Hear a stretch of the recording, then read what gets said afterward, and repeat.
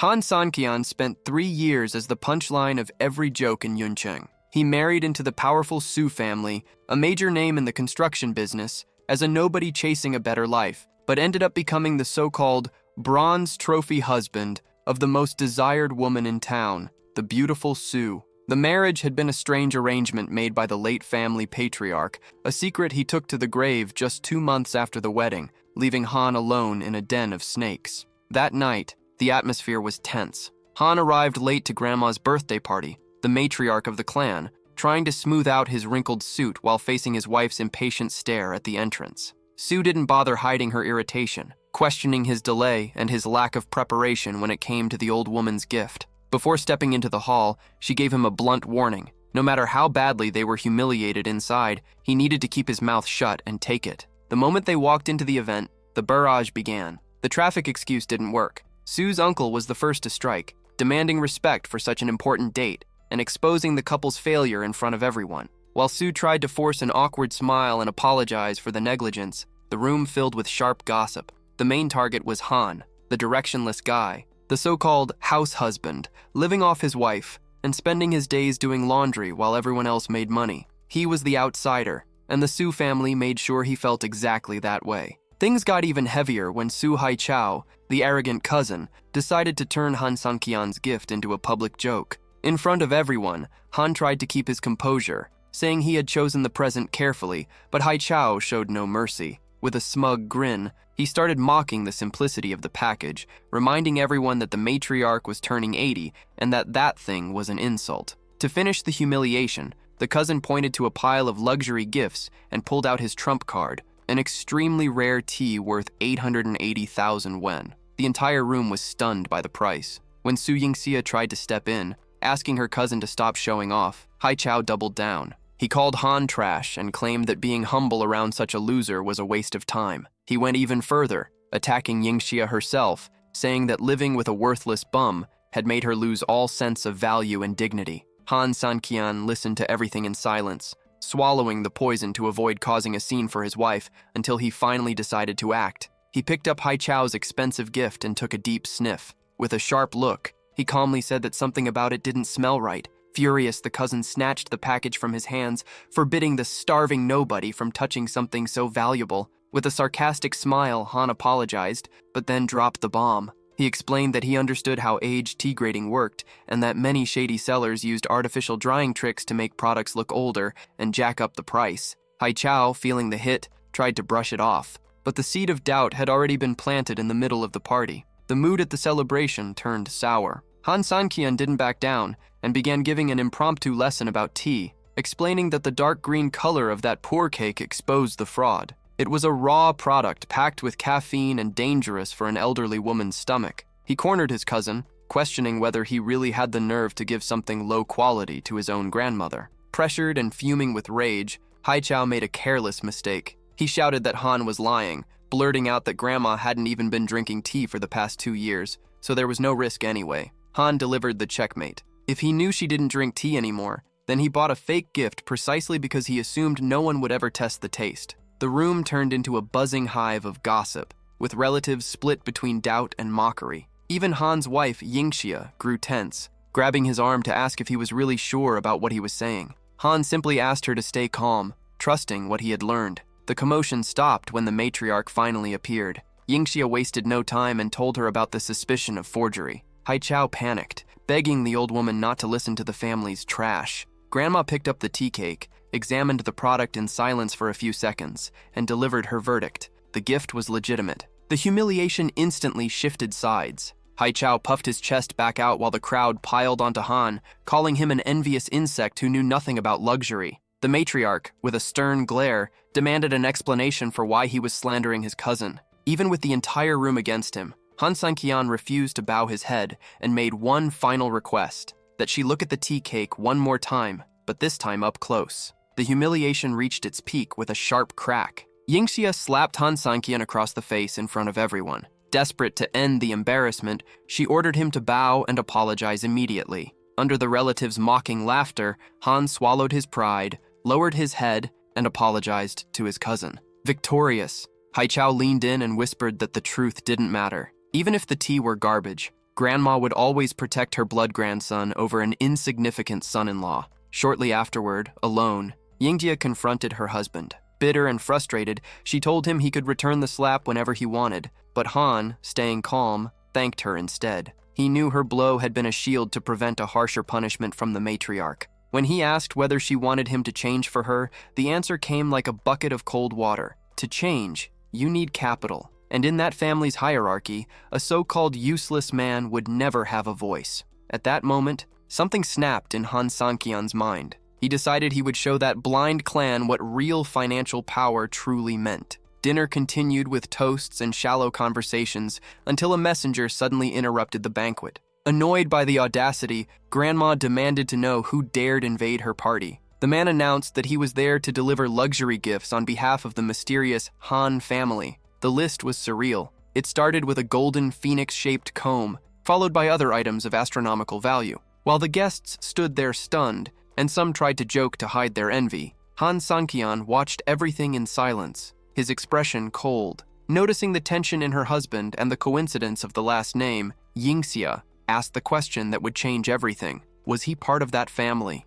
The shock was absolute when the messenger announced the final item on the list, 888 million yuan in cash. The entire hall froze. The matriarch, her eyes shining with greed, immediately realized that this wasn't just a simple gift, but a luxurious engagement dowry meant for one of the young women of the Su family. When asked which Han heir he represented, the messenger remained mysterious. He said he was only the delivery man, and then walked away, leaving the mystery hanging in the air. Arrogance changed hands. Yingxia's cousins began competing for the spot of favorite, with Su Yiran bragging that she was the prettiest and the most likely choice. Haiqiao took the opportunity to rub it in once again, laughing right in Yingxia's face. He mocked her, saying that everyone had a chance except the so-called number one beauty of the city, since she had ruined her own fate by marrying trash like Han Sanqian. Yingxia finally reached her limit. She slammed her hand on the table and demanded silence, only to be interrupted by Grandma, who promised to hold on to the money until the mysterious suitor revealed himself.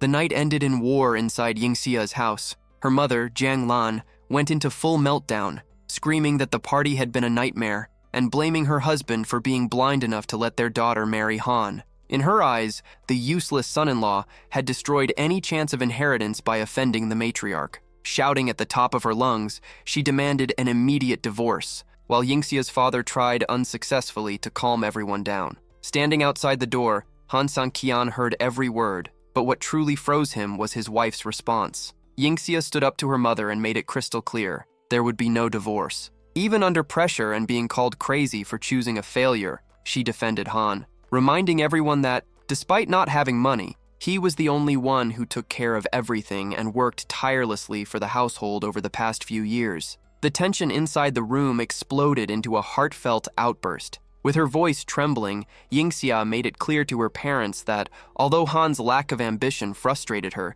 she had never hated him. She reminded them that while everyone else kicked him around, he was the one holding the household together without ever complaining. She also laid out the harsh truth. The matriarch would never allow a divorce now because the reputation of the Su family mattered more than anyone's happiness. In the hallway, listening to everything, Han Sanqian felt the weight of his wife's sacrifice and decided it was time to end the charade. The reckoning with the past came the very next morning. Han came face to face with the woman who had abandoned him, his own mother. There were no hugs, only ice-cold tension. She came with a story of regret, saying the Han family needed him because his father was sick and his perfect brother, everyone's favorite, had been thrown behind bars. Now that the golden heir was rotting in prison, the rejected one had suddenly become indispensable. Han Sanqian didn't buy the excuse. With a piercing stare, he unleashed 3 years of bottled-up resentment. He reminded her that since childhood, he had done everything possible to be noticed. Yet he was always overshadowed by a manipulative brother who wore the mask of a good son. Their grandmother, afraid that Han's talent might threaten the favorite's throne, had kicked him out onto the streets like garbage. He went straight to the point. If his brother hadn't been arrested, would they even remember he existed? If the bloodline weren't at risk, would he still be treated like a ghost? Faced with his mother's guilty silence, Han delivered his final verdict. He declared that neither his grandmother nor his mother deserved the titles they carried. He was no longer a pawn in their game. He was the only one left capable of saving the empire that had once cast him aside. Han Sang-kyan wasn't there to play games. He accepted the burden of saving the empire, but with one condition that left his mother speechless. He would set the rules. Without hesitation, she handed him the key to the kingdom, an access card to a brand new billion-dollar company founded by the Han matriarch in the city, now placed entirely under his command. He knew it was his grandmother's final test, her last doubt about his capability, and he decided that not only would he pass the test, but he would take back, dollar by dollar,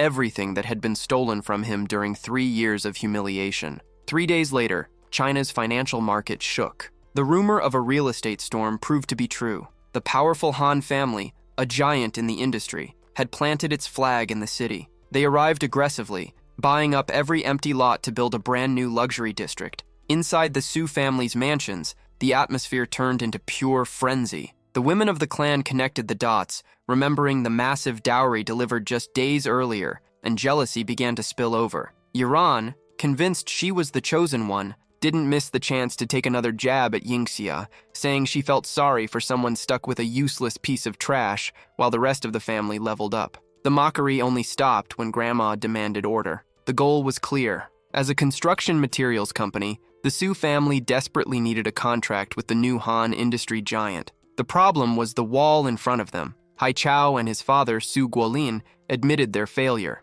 Every representative the family had sent was turned away at the door. No one could even get a glimpse of the new CEO. The matriarch, furious at the incompetence of her favorites, exploded in anger, demanding an immediate solution so they wouldn't lose the golden opportunity. Little did they know that the so-called untouchable boss was the same man they ordered to wash dishes every morning. Grandma refused to accept excuses. The order was simple. If the new industry giant still didn't have an official partner, the Su family would swallow their pride and wait at the company's entrance, taking turns standing guard until the boss showed up. The family's high-ranking members found the idea humiliating, and that was when Haichao saw his chance to dump the problem on Yingxia. He suggested that since she seemed so calm, she should be the first one in line. The room turned into a chorus of pressure. Relatives said she needed to justify the food she ate and make up for the expenses she brought to the family. While Yingxia hesitated, cornered, her phone suddenly vibrated. An anonymous message told her not to back down and to embrace the opportunity.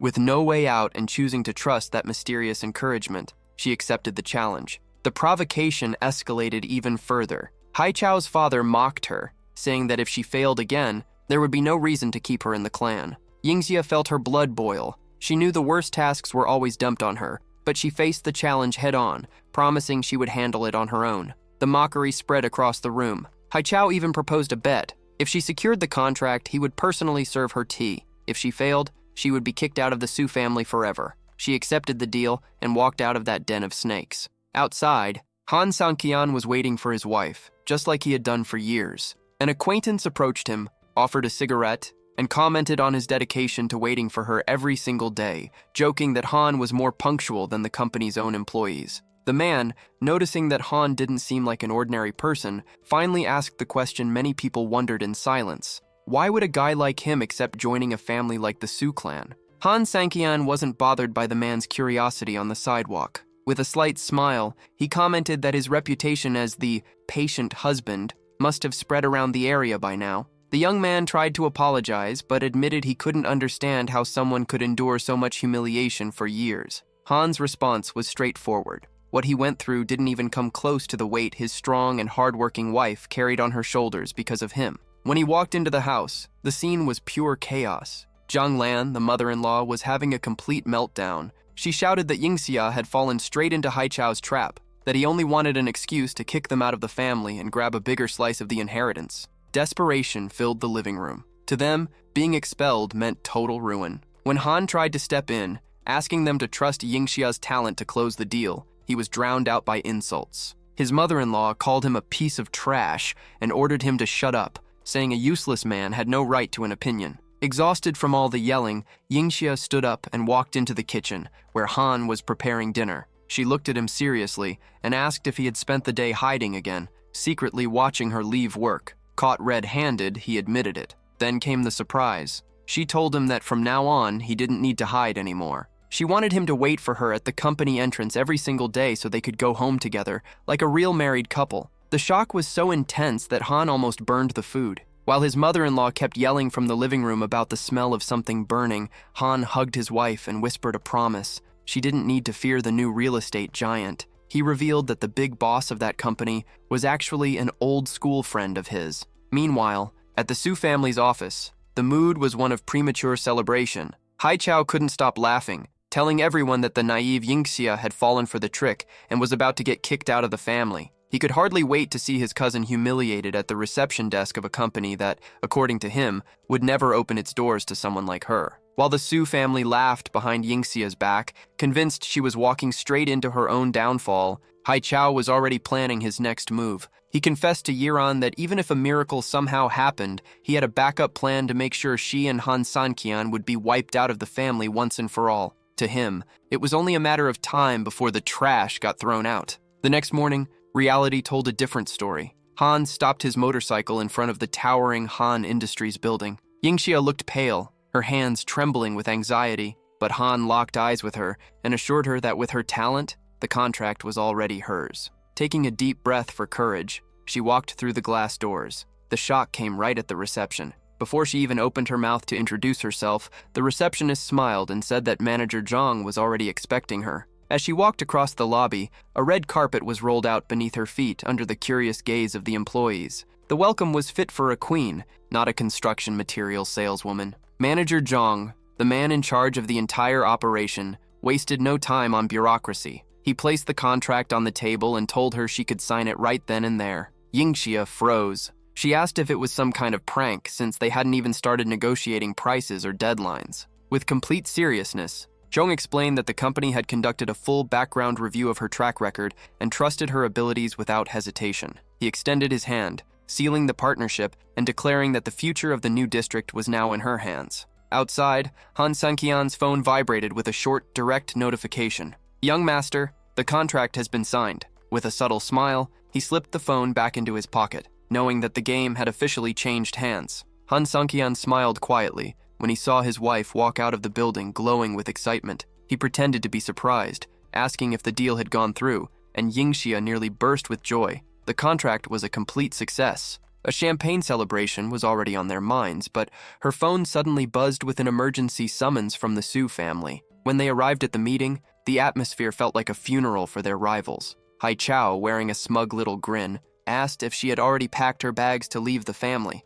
Her answer hit like a punch. Yingxia confirmed that the deal with the real estate giant had been finalized. Grandma nearly fell out of her chair in shock, and the contract was passed around from hand to hand under everyone's stunned stares. Desperate to sabotage the moment, Haichao shouted that the document was fake and that a useless woman could never achieve something like that. Yingxia stood her ground and demanded that he honor the bet. With no way out and pressured by the matriarch herself, who valued the family's word above all, the cousin had to swallow his pride, bow down, and serve her tea in front of everyone. The victory seemed complete. Back at home, Yingxia's parents suddenly changed their tune. Her mother now bragged that her daughter's talent came purely from good genetics, completely ignoring any role Han Sanqian had played in the process. But the happiness didn't last long. The phone rang. It was Grandma speaking in a cold voice, announcing that leadership of the project had just been transferred into Haichao's hands. Han Sanqian, who had been listening nearby, felt his blood boil. He knew the Su family's betrayal would not come cheap. Grandma's move hit like a bucket of ice water. The moment she hung up on Yingxia, she made it clear to Haichao that she wasn't naive. She knew he was acting out of pure jealousy and greed, even reminding him of the fiasco with the fake tea. Still, the cousin groveled and swore loyalty, using a sexist argument that putting power in Yingxia's hands was the same as handing the Su family's inheritance over to Han Sanqian, the so-called trash. The matriarch, prioritizing bloodline and family name above fairness, gave in to the dirty game. Inside the bedroom, the mood felt like mourning. Yingxia cried quietly, saying she should already be used to being stabbed in the back by her own family. Han Sanqian, however, refused to accept defeat. He comforted his wife with a cold promise. No one would take that position away from her. While she tried to rest, he stepped outside and made a single phone call to Manager Zhang. The instruction was short and absolute. The project would only exist if Yingxia remained in charge. The next day, Hai Chao showed up at the headquarters of Han Industries puffing out his chest, ready to claim the throne. He reached out to shake Zhang's hand with a rehearsed smile, but was completely ignored. When he tried to introduce himself as the new person in charge, claiming that Yingxia was sick, the manager didn't even blink. Zhang immediately turned his back on him, stating that they would only resume talks once Miss Su had recovered. Desperate, Hai Chao chased after him, trying to sell himself as a negotiator far superior to his cousin. Zhang stopped, looked at him with open contempt, and dropped the bombshell. There were lines of companies waiting for that partnership, and given the Su family's hypocrisy, he was now reconsidering the entire contract. The manager walked away without looking back, leaving Hai Chao on his knees, panicking. When Grandma heard about the disaster, she went into shock. The dream of fortune was slipping through her fingers because of the incompetence of her favorite grandson. The Su household collapsed into chaos. Grandma, terrified, demanded to know what Hai Chao had done to scare off the investor. He tried to defend himself, insisting that he hadn't said a single offensive word and that manager Zhang had simply walked away when he didn't see Yingxia. The matriarch stayed realistic. Going head-to-head with the Han family empire was financial suicide. She gave her grandson an ultimatum. Either he fixed the mess he created or he would face the consequences. Yingxia's phone wouldn't stop ringing. This time, Han Senqian answered it. On the other end, Hai Chao sounded completely broken, begging to speak with his cousin. Han, in the calmest voice imaginable, simply informed him that she was sick and unable to take the call, then hung up in his face. Furious, Hai Chao smashed his phone on the ground and stormed off, heading straight to Han's house ready for a physical confrontation. The encounter exploded instantly. The moment he stepped inside, Hai Chao swung a punch at Han Sanqian, demanding answers for his arrogance. But Han was no longer the same fool from before. He dodged the attack with ease and fired back with a precise kick, knocking his cousin flat onto the floor. When Yingxia rushed in, startled by the noise, Han simply smiled and said it was nothing, just an unexpected visit. Lying on the ground and groaning in pain, Hai Chao still tried to threaten Han, asking if he had any idea who he was messing with. Han's expression turned cold as he adopted an authoritative posture no one had ever seen before, delivering a clear message. If Grandma had decided to replace Yingxia, then Grandma herself should come in person to fix the problem, not send a lackey. Before the blonde cousin could protest, Han slammed the door in his face. Inside, Yingxia stood there in shock. Han explained the situation. The investor had made it clear that he would only do business with her and no one else. That was why Hai Chao had come crawling back, begging for her return. She asked whether Han truly believed the family matriarch would personally show up to apologize. Han simply gave an enigmatic smile, radiating the quiet confidence of someone who had already won the game. Han Sanqian remained absolutely certain the matriarch would swallow her pride and show up at their door. In the living room, the atmosphere felt like a battlefield. Yingxia's mother was losing control, screaming that Han was condemning the family to poverty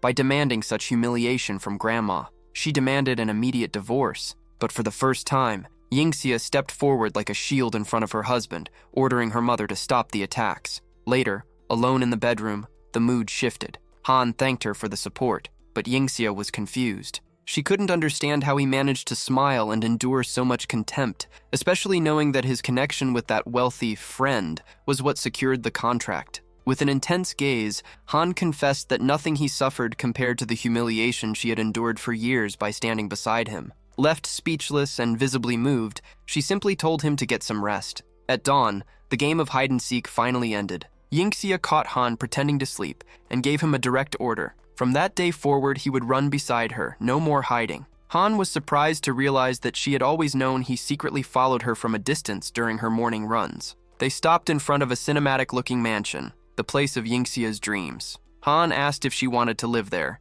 but she laughed, thinking it was a bad joke. She explained that the property cost at least 60 million yuan, and that even Grandma dreamed of owning it, but didn't have the financial power to buy it. To her, living there was pure fantasy, and she quickly went back to running, leaving Han behind. Alone, Han Sanqian's demeanor changed completely. In a quick phone call to his manager, he gave a direct order: purchase the villa immediately. The employee hesitated, reminding him that the Han family's funds had strict usage rules, but Han was determined to turn his wife's impossible dream into a signed deed. The manager hesitated again, pointing out that company funds were reserved strictly for investments, but Han Sanqian cut him off by handing over his personal black card. The employee nearly collapsed when he realized the level of wealth possessed by the so-called useless son-in-law. In that moment, the truth finally surfaced. Han revealed that the wealthy friend, Kin Lin, was merely a front man. In reality, Han Sanqian had built his own empire in secret since the age of 12. The company's name, Feng, was a visual code. All it took was a single vertical stroke added to the Han family character to create it. The manager, now in total shock, swore absolute secrecy while receiving the order to buy the 60 million yuan mansion, no matter the cost. For Han, nothing was too expensive when it came to fulfilling Yingxia's dream. The very next day, the intercom rang inside the family's modest apartment. Yingxia's father nearly had a heart attack when he opened the door. It was Grandma herself complaining about the broken elevator and the simple living conditions. Jiang Lan, the mother-in-law, instantly switched into extreme flattery mode, trying to hide the truth. She blatantly lied, claiming that Yingxia was locked inside her room so she wouldn't infect anyone with her illness. The charade didn't last long. Han Sanqian walked into the living room holding a cup of tea and, with the calmest expression imaginable, exposed his mother-in-law's lie right in front of the matriarch. He stated plainly that Yingxia wasn't sick at all. While Jiang Lan boiled with rage, ready to jump at her son-in-law's throat for ruining the plan, Grandma narrowed her eyes. She demanded to know exactly what Han meant by that, realizing that the game of appearances was over, and that she would have to face reality if she didn't want to lose the multi-million-dollar contract. Han Sanqian didn't back down. Looking the matriarch straight in the eye, he laid it out bluntly. Grandma was smart enough to understand that the contract with the real estate giant only existed because of Yingxia. He pointed out that taking the project away from her had been a massive mistake, and that Hai Chao was nothing more than an incompetent opportunist. The room went ice cold. Han's in-laws nearly fainted in terror, scrambling to apologize for their son-in-law's boldness, but Han stood his ground. He challenged the old woman, stating that if she insisted on clinging to her pride, the Su family would suffer a financial loss they would never recover from. Grandma, visibly irritated, asked if he wasn't afraid of provoking her and whether he really believed she wouldn't have the courage to cancel everything. Han, wearing the confident smile of someone holding all the cards,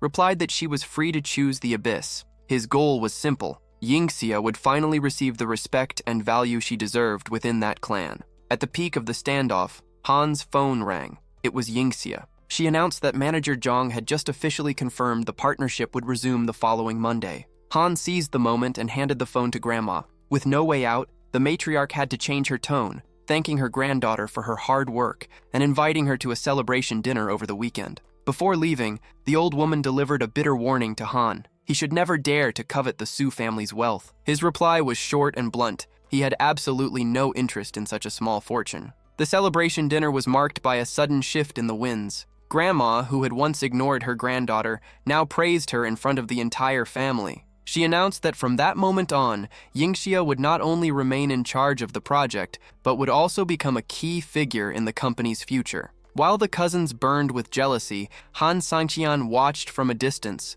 knowing that this was only the first step toward placing the world at his wife's feet. The crowning moment of Su Yingxia became the main event of the banquet. In front of the entire clan, Grandma declared that she would be the sole leader of the West City project, the biggest undertaking in the family's history. While Yingxia shined, poison spread quietly through the corners of the room. Hai Chao was practically tearing his suit apart with envy, and the cousins whispered dirty rumors, suggesting she had only secured the contract after pleasing manager Zhang in private. After the toasts, the matriarch pulled her granddaughter aside. Speaking in a warning tone, the old woman admitted that the marriage seemed to be going well, but advised Yingxia to sleep with one eye open. In her view, Han Sanqian was still an outsider interested in the Su family's inheritance and should be kept far away from financial secrets. Yingxia listened in silence, finding it ironic that her grandmother had no idea that the very outsider she distrusted was the one who had saved the family. The conversation was interrupted by explosive news that spread across the hall. The highly coveted mountain mansion had finally been sold.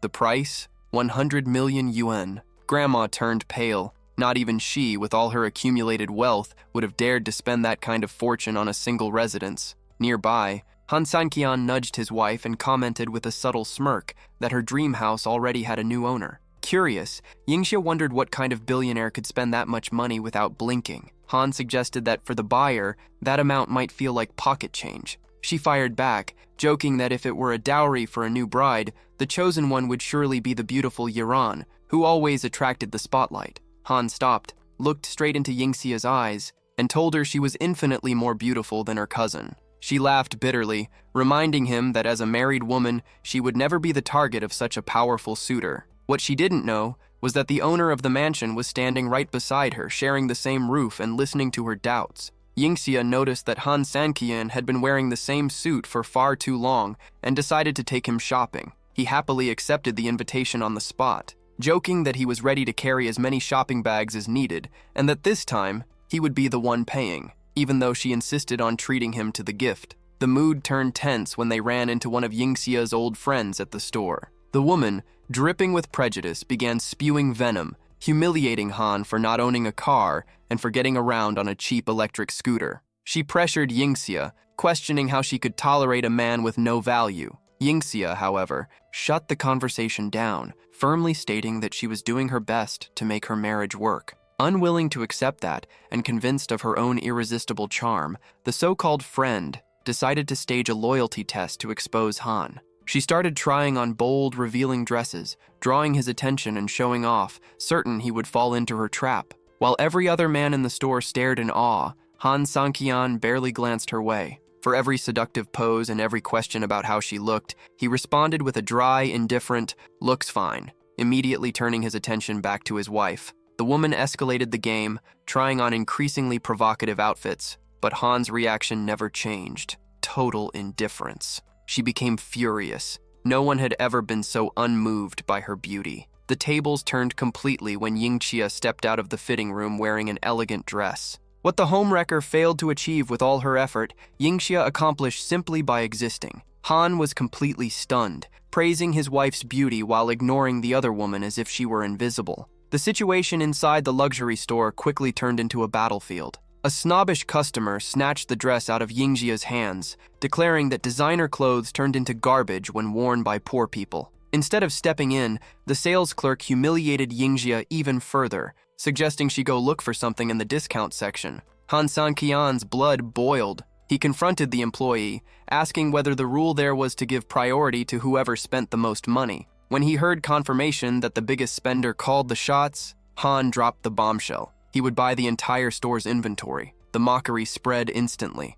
The wealthy customers and the saleswoman burst into laughter. Convinced it was nothing more than a bluff from a starving nobody, Han stepped forward to pay, only to realize he had left his card with Manager Zhang during the mansion purchase. Asking for just a minute to make a call, he became the target of even harsher jokes. Even Yingxia's so-called friend tried to slip away quietly to avoid further embarrassment, but Yingxia, though confused, chose to trust her husband, sensing that he wasn't joking. The humiliation lasted exactly 1 minute. Suddenly, a luxury car screeched to a halt at the entrance, drawing every eye in the store. The saleswoman rushed over to flatter the newcomer, only to be completely ignored. Manager Zhang walked straight across the showroom, bowed deeply in front of Han Sanqian, and personally handed the card back to him, apologizing for the delay. The silence inside the store became deafening. With the card back in his hand, Han simply smiled at the cashier and ordered them to finalize the purchase of everything. The game was over, and the mockers had nowhere left to hide their faces.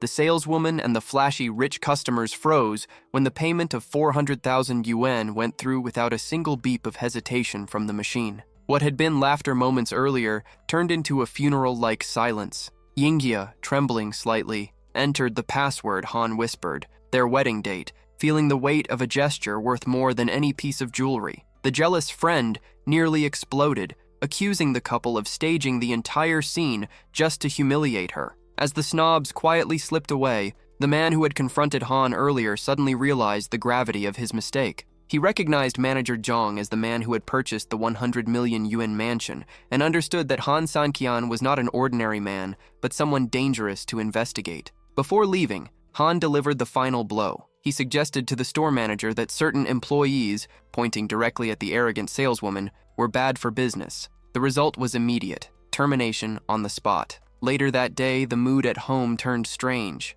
Yingxia received a frantic video from her friend, who swore she had found the man of her dreams. It was a recording of a mysterious pianist playing with flawless technique. As Yingxia studied the video, a chill ran down her spine. The profile, the hands, and the posture of that musician felt far too familiar. It was Han Sanqian. That same afternoon, after the whirlwind of shopping, Yingxia asked Han to wait at the entrance of the mall while she went to the restroom. Alone, Han watched the flow of people, thinking that the new clothes were already on their way to the new house. He reflected that with so many bags and a new life beginning, an electric scooter would no longer be enough. It was time to upgrade the garage as well. A wave of nostalgia hit when Han Sanqian spotted a lonely piano in the mall's central plaza. The instrument, though well-maintained, seemed to be begging for notes that hadn't been played in a long time. For Han, the piano had always been his childhood refuge, the place he ran to release his pain and loneliness after enduring humiliation from his own family. Driven by curiosity to see whether his fingers still carried their old agility, he sat down and let the music flow. The effect was immediate. The plaza came to a standstill. Han's talent was so extraordinary that it seemed to hypnotize everyone passing by, drawing eyes and cameras from all directions. Within minutes, a crowd of enchanted girls surrounded the instrument, forcing Han to stop abruptly and slip away quietly, dying of embarrassment from the sudden attention. On his way out, he nearly bumped into Yingxia's friend, who stood there in a trance recording the scene, not even realizing that the man of her dreams was the very same person she had mocked so mercilessly. Soon after, Yingxia returned with a shy expression, hiding something behind her back. With flushed cheeks, she handed Han a gift, a vibrant, sophisticated red suit. She confessed, a bit awkwardly, that his old look had become too worn out, and that she wanted to see him wearing something that matched the new chapter of their lives. Genuinely touched, Han had not expected such a caring gesture and hurried off to try it on. As she watched him from behind while he adjusted the new suit, a sudden realization struck Yingxia. His silhouette, posture, and movements were an exact match for the pianist who had just gone viral online. Unable to hold back, she blurted out the question, did he know how to play the piano? Han let out a nervous laugh, pretending complete ignorance and asking if she was joking. He quickly changed the subject, showing off the new suit and asking for her opinion. Yingxia smiled and said he looked great, but the suspicion about her husband's hidden talent only grew stronger. The red suit fit him perfectly. Han Sanqian strutted in front of his wife, assuring her that her taste was flawless. Yingxia, satisfied but exhausted, ended the night by reminding him that the heavy work on the new project would begin early the next morning. At the office, the atmosphere was pure obsession. Lingi practically melted over her desk, hypnotized by the video of the mysterious pianist. To her, that Greek god was perfection in musical form. Yingxia tried to bring her back to reality, arguing that the video only showed the man's back and that it wasn't such a big deal. When Yingxia dared to say that the musician's build looked a lot like Han Sanqian's, Lingi nearly fell out of her chair laughing. In her mind, someone like that had to be born into wealth and luxury cars, never an old electric scooter falling apart. While the two women joked, Han Sanqian parked his scooter in front of a high-end dealership. Inside, the salespeople exchanged looks of disdain. No one wanted to waste time helping the scooter guy, assuming he didn't have a single dollar in his pocket. The game changed the moment Han stopped in front of a gleaming Audi A8. As he touched the car's body, he was immediately surrounded by employees who warned him that he wouldn't have enough money to cover the paint job if he scratched it. Without saying a word, Han pulled out his card with a faint smile. The shock was instant. Within seconds, the same people who had insulted him were now bending over backward, offering hot coffee, cold drinks, and every possible courtesy. Han casually picked one salesperson at random to receive the commission, ignoring the late flattery. Shortly afterward, the roar of the new engine echoed in front of the cafe he frequented. Han stepped out with a wide grin, greeting the owner with an energetic good morning. The old man, who always had a sharp eye, remarked that he had known all along Han was no ordinary man and that the dragon had finally decided to fly again. Han simply brushed it off, savoring the feeling of being, for the first time in years, in control of his own destiny. Han Sanqian didn't brag about his bank account, but he made a point of showing off what truly mattered. At the snack bar, he puffed out his chest to show off his new suit, proudly explaining that it was a gift from Yingxia. The owner of the place, playing along, showed the embroidery on his own uniform made by his wife, proving that for them, value was measured in affection, not price. The playful husband competition only ended when the owner's wife stepped in and shut down the conversation, ordering her husband back to work amid laughter. The real surprise came at the end of the workday. Yingxia froze when she saw Han leaning casually against a brand new Audi A8. The shock was immediate. She demanded to know where so much money had suddenly come from. Han, completely unfazed, simply said he bought it with his savings. Before she could process the answer, Haichao showed up, dripping with sarcasm. He mocked that Yingxia had barely taken charge of the project and was already diverting funds for luxury, leaving a veiled threat hanging in the air before walking away. At home, the interrogation continued. Han's in-laws closed in on their daughter, accusing her of hiding money from grandma just to show off. Yingxia denied it desperately, but her mother, Jiang Lan, wouldn't listen. She snatched the key from Han's hand and ran straight to the garage. The moment she saw the shine of the Audi, her tone changed instantly. She declared that Yingxia was foolish for letting such an expensive car stay in Han's hands because he would surely use it to cheat on her. In a bold move, Jiang Lan confiscated the Audi for her own use, tossing the keys to her old Toyota at the couple. Yingxia was furious at the injustice, but Han gently held her arm with a calm smile. He assured her there was no problem and that he would handle the situation. The very next day, there was Han Sanqian parking the beat-up Toyota in front of the cafe, proving that for him, what mattered was who stood beside him, not the metal beneath his feet. The routine at the cafe changed quickly. The owner couldn't understand why Han Sanqian had returned driving the same old Toyota again, but Han simply smiled and headed straight to the dealership. As soon as he arrived, the salesman rushed over to return the electric scooter, but Han told him to keep it. Without wasting a second, he pointed toward the showroom and calmly announced that he needed another Audi A8. Yingxia's expression when she left work was priceless. She knew her mother hadn't returned the first car, so how had he shown up with another identical one? Han tried the most ridiculous excuse imaginable, claiming it was a buy one, get one free promotion. Yingxia didn't fall for it and delivered a checkmate response, saying she didn't care how much money he had in the bank. But as his wife, she demanded honesty and zero secrets from now on. Meanwhile, Lingi remained completely obsessed with the mysterious pianist, humiliating Han whenever she had the chance. She insisted that Yingxia deserved a real man, someone who could afford dinner at the most expensive place in the city, not a broke guy who could barely pay for a snack. Han Sanqian listened to everything in silence and took action. He went straight to the Tower of Love, the most luxurious and exclusive restaurant in Yen, where the waiting list stretched for weeks and the prices were outrageous. For Han, reserving a single table wasn't enough. With one simple command, he shut down the entire restaurant for a private booking. While the Su clan continued spreading gossip as usual, Han was quietly setting the stage to silence them all and give Yingxia the night she had never experienced in years of marriage. Rumors spread like wildfire throughout the Su clan. The Tower of Love had been locked down. The gossip claimed that a mysterious billionaire had spent millions to reserve the entire restaurant for a marriage proposal. The women in the family boiled with envy, taking the opportunity to mock Yingxia, reminding her that her wedding anniversary fell exactly on the 22nd, and that with a burden like Han Sanqian, the most she would receive was a cheap street snack. Yingxia endured the laughter and ridicule in silence, having no idea what was about to happen. On the 22nd, Han set everything in motion. Yingxia, stunningly dressed, was escorted to the luxurious building accompanied by Lingi, who couldn't understand how they had gained entry to a place that was supposedly fully reserved. After a tense ride up 40 floors in the elevator, the doors opened to a scene straight out of a movie. In the center of the empty hall, a man sat with his back turned, playing the piano with flawless precision, filling the entire space with music. The shock was paralyzing. The moment she recognized the silhouette, Yingxia began to cry. Lingi's piano god and the owner of the $1 million reservation were the same person, Han Sanqian. Lingi nearly fainted when she realized that the man she had fallen for online was the very same poor scooter guy she had mocked so mercilessly. Han stopped playing and walked toward his wife. Yingxia, torn between tears and shock, lightly punched his chest, angry that he had lied about not knowing how to play the piano. Han gently held her hands and made a solemn promise. For the past 3 years, he had allowed the world to see her as the wife of a failure, but that time was over. From that moment forward, he guaranteed that no one would ever dare mock her again. Yingxia asked how he had endured so much poison in silence, feeling the weight of every sacrifice he had made, just to wait for the right moment to place her at the top.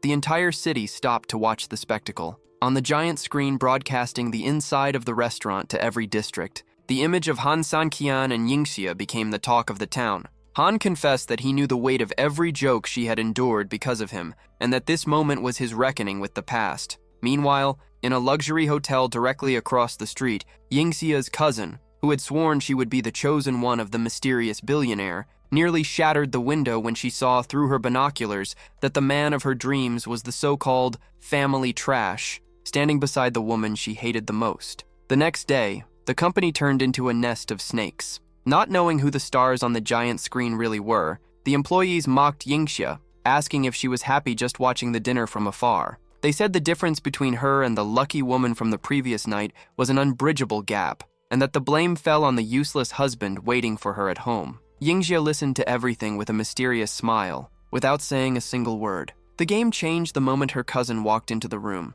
Yingxia, now holding full authority, issued a direct order. The cousin was to head to the West Zone for a field inspection under the scorching sun and report everything back to her immediately. The girl exploded in rage, shouting that Yingxia had no shame giving orders after the embarrassment the family had suffered at the restaurant the night before. Yingxia didn't miss the opportunity. With cutting calmness, she apologized for being present at the dinner and suggested that if her cousin was too tired to work, she could call grandma right now and request a permanent replacement. Panic spread across the cousin's face. She knew that if the matriarch discovered she was dodging her duties, her career at the company would be over. Swallowing her own poison, the girl had no choice but to lower her head and ask through clenched teeth what exactly she needed to do to avoid being fired. Yingxia's cousin panicked and begged her not to involve grandma.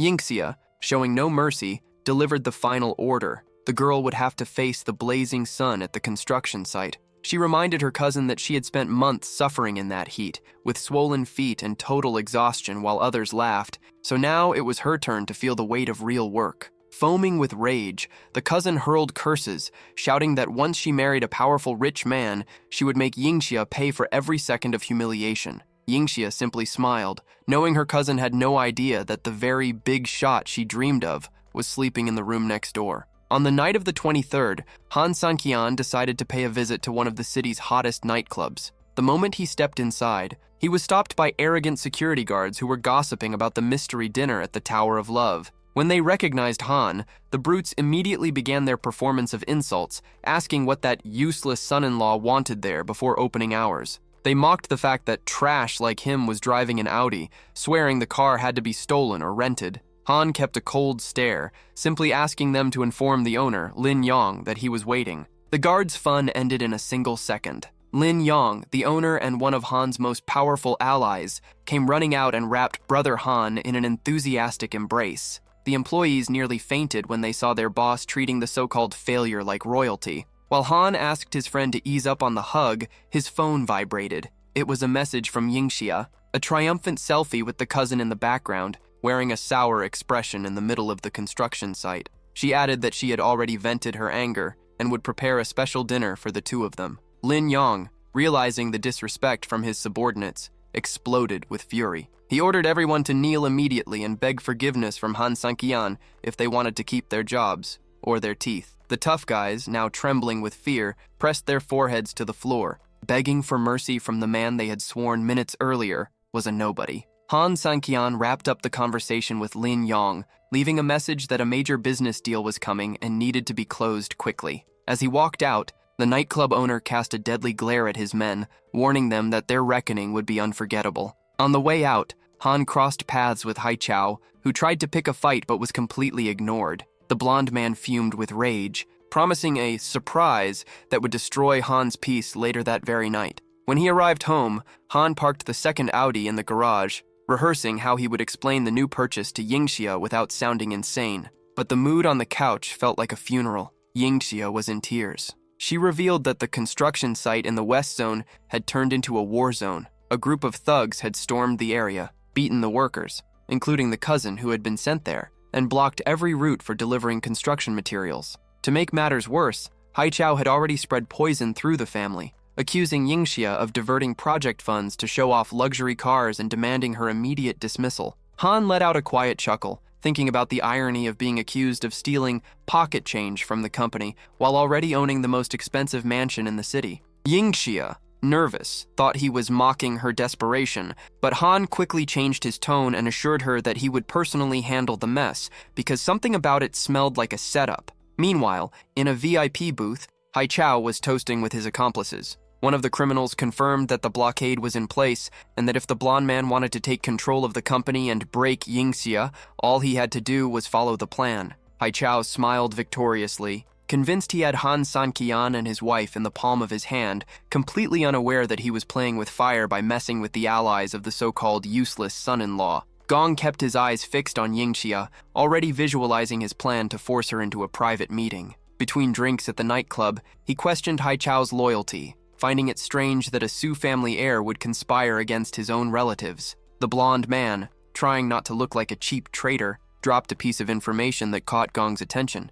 He mentioned seeing the trash, Han Sanqian, laughing and socializing with the powerful Lin Yang. Gong became alert, but his desire for Yingxia spoke louder than any warning. The next day, Yingxia was a bundle of nerves, but Han Sanqian reassured her, asking her to trust him as her assistant. As soon as they arrived at the meeting location, they were surrounded by Gong's thugs, who immediately started their intimidation show. The criminals mocked Han, boasting that they could wipe out the failure with a single punch. Yingxia cut through the chaos, demanding respect and focusing on the real reason for the meeting, ending the blockade at the construction site. Gong laid his cards on the table with a cynical smile. He demanded 1 billion yuan to stop the attacks, and promised that for that price, the Su family would receive permanent protection. Yingxia, trying to stay diplomatic, handed him an envelope with the negotiation terms, but Gong didn't even bother to read it. He tore up the document and made a disgusting proposal. Since she wanted honesty, they should go upstairs to a hotel room and settle things alone.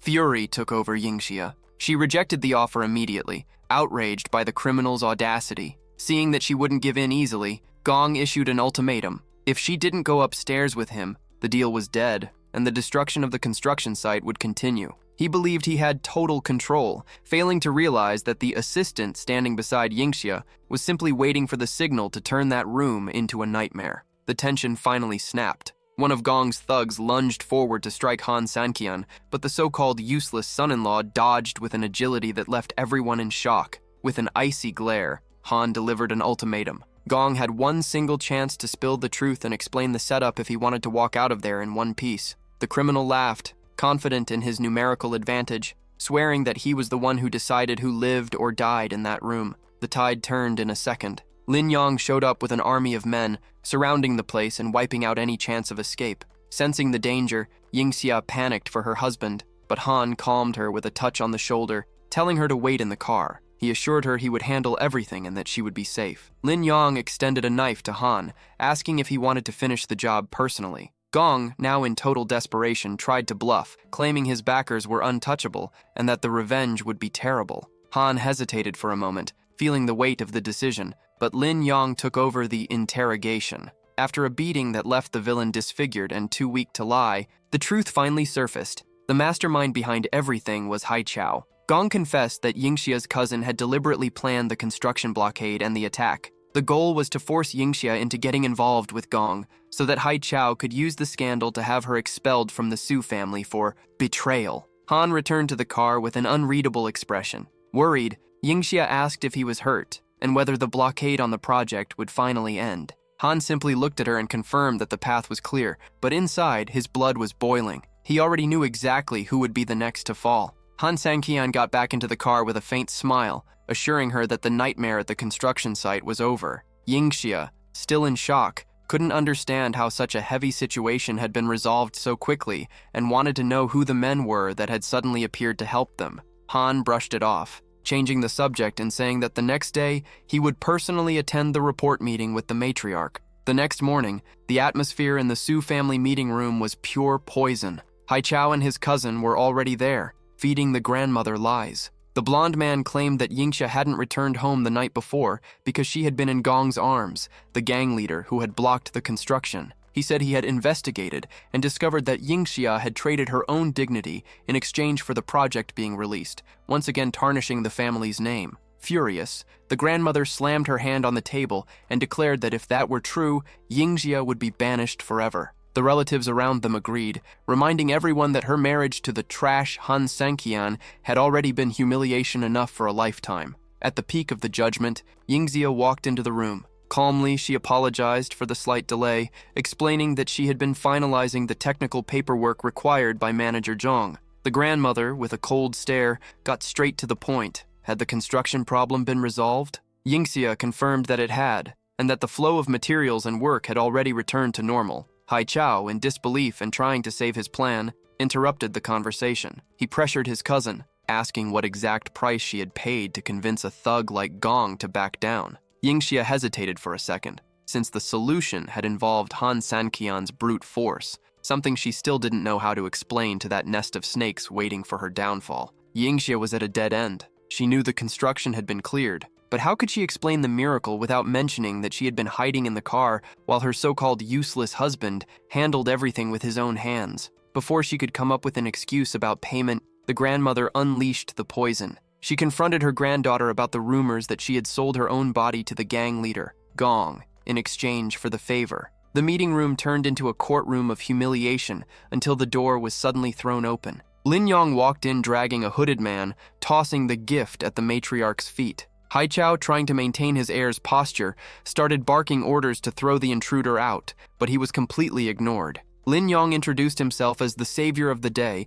and demanded payment for the cleanup service he had provided to the Su family. The shock was total when the hood fell. It was Gong, his face badly deformed from the beating. Without hesitation, the thug spilled everything in front of the grandmother. He confessed that the true architect of the chaos was not an external enemy, but Haichao himself. The plan was dirty. Attack the construction site, injure the workers, and force a sexual scandal so that Yingxia would be banished and the family's reputation would become a joke in the city. Haichao collapsed, denying everything and swearing he had never seen that man in his life. But Gong didn't stop. He detailed how the blonde brat had hired him to destroy his own cousin out of pure jealousy. The silence in the room was replaced by shocked murmurs from the other relatives, who couldn't believe that Haichao had crossed the line of betrayal just to steal Yingxia's position. The meeting room boiled with tension after Gong's confession. The sense of betrayal was too heavy to ignore. After all, Yingxia was still blood of their blood. Faced with the scandal,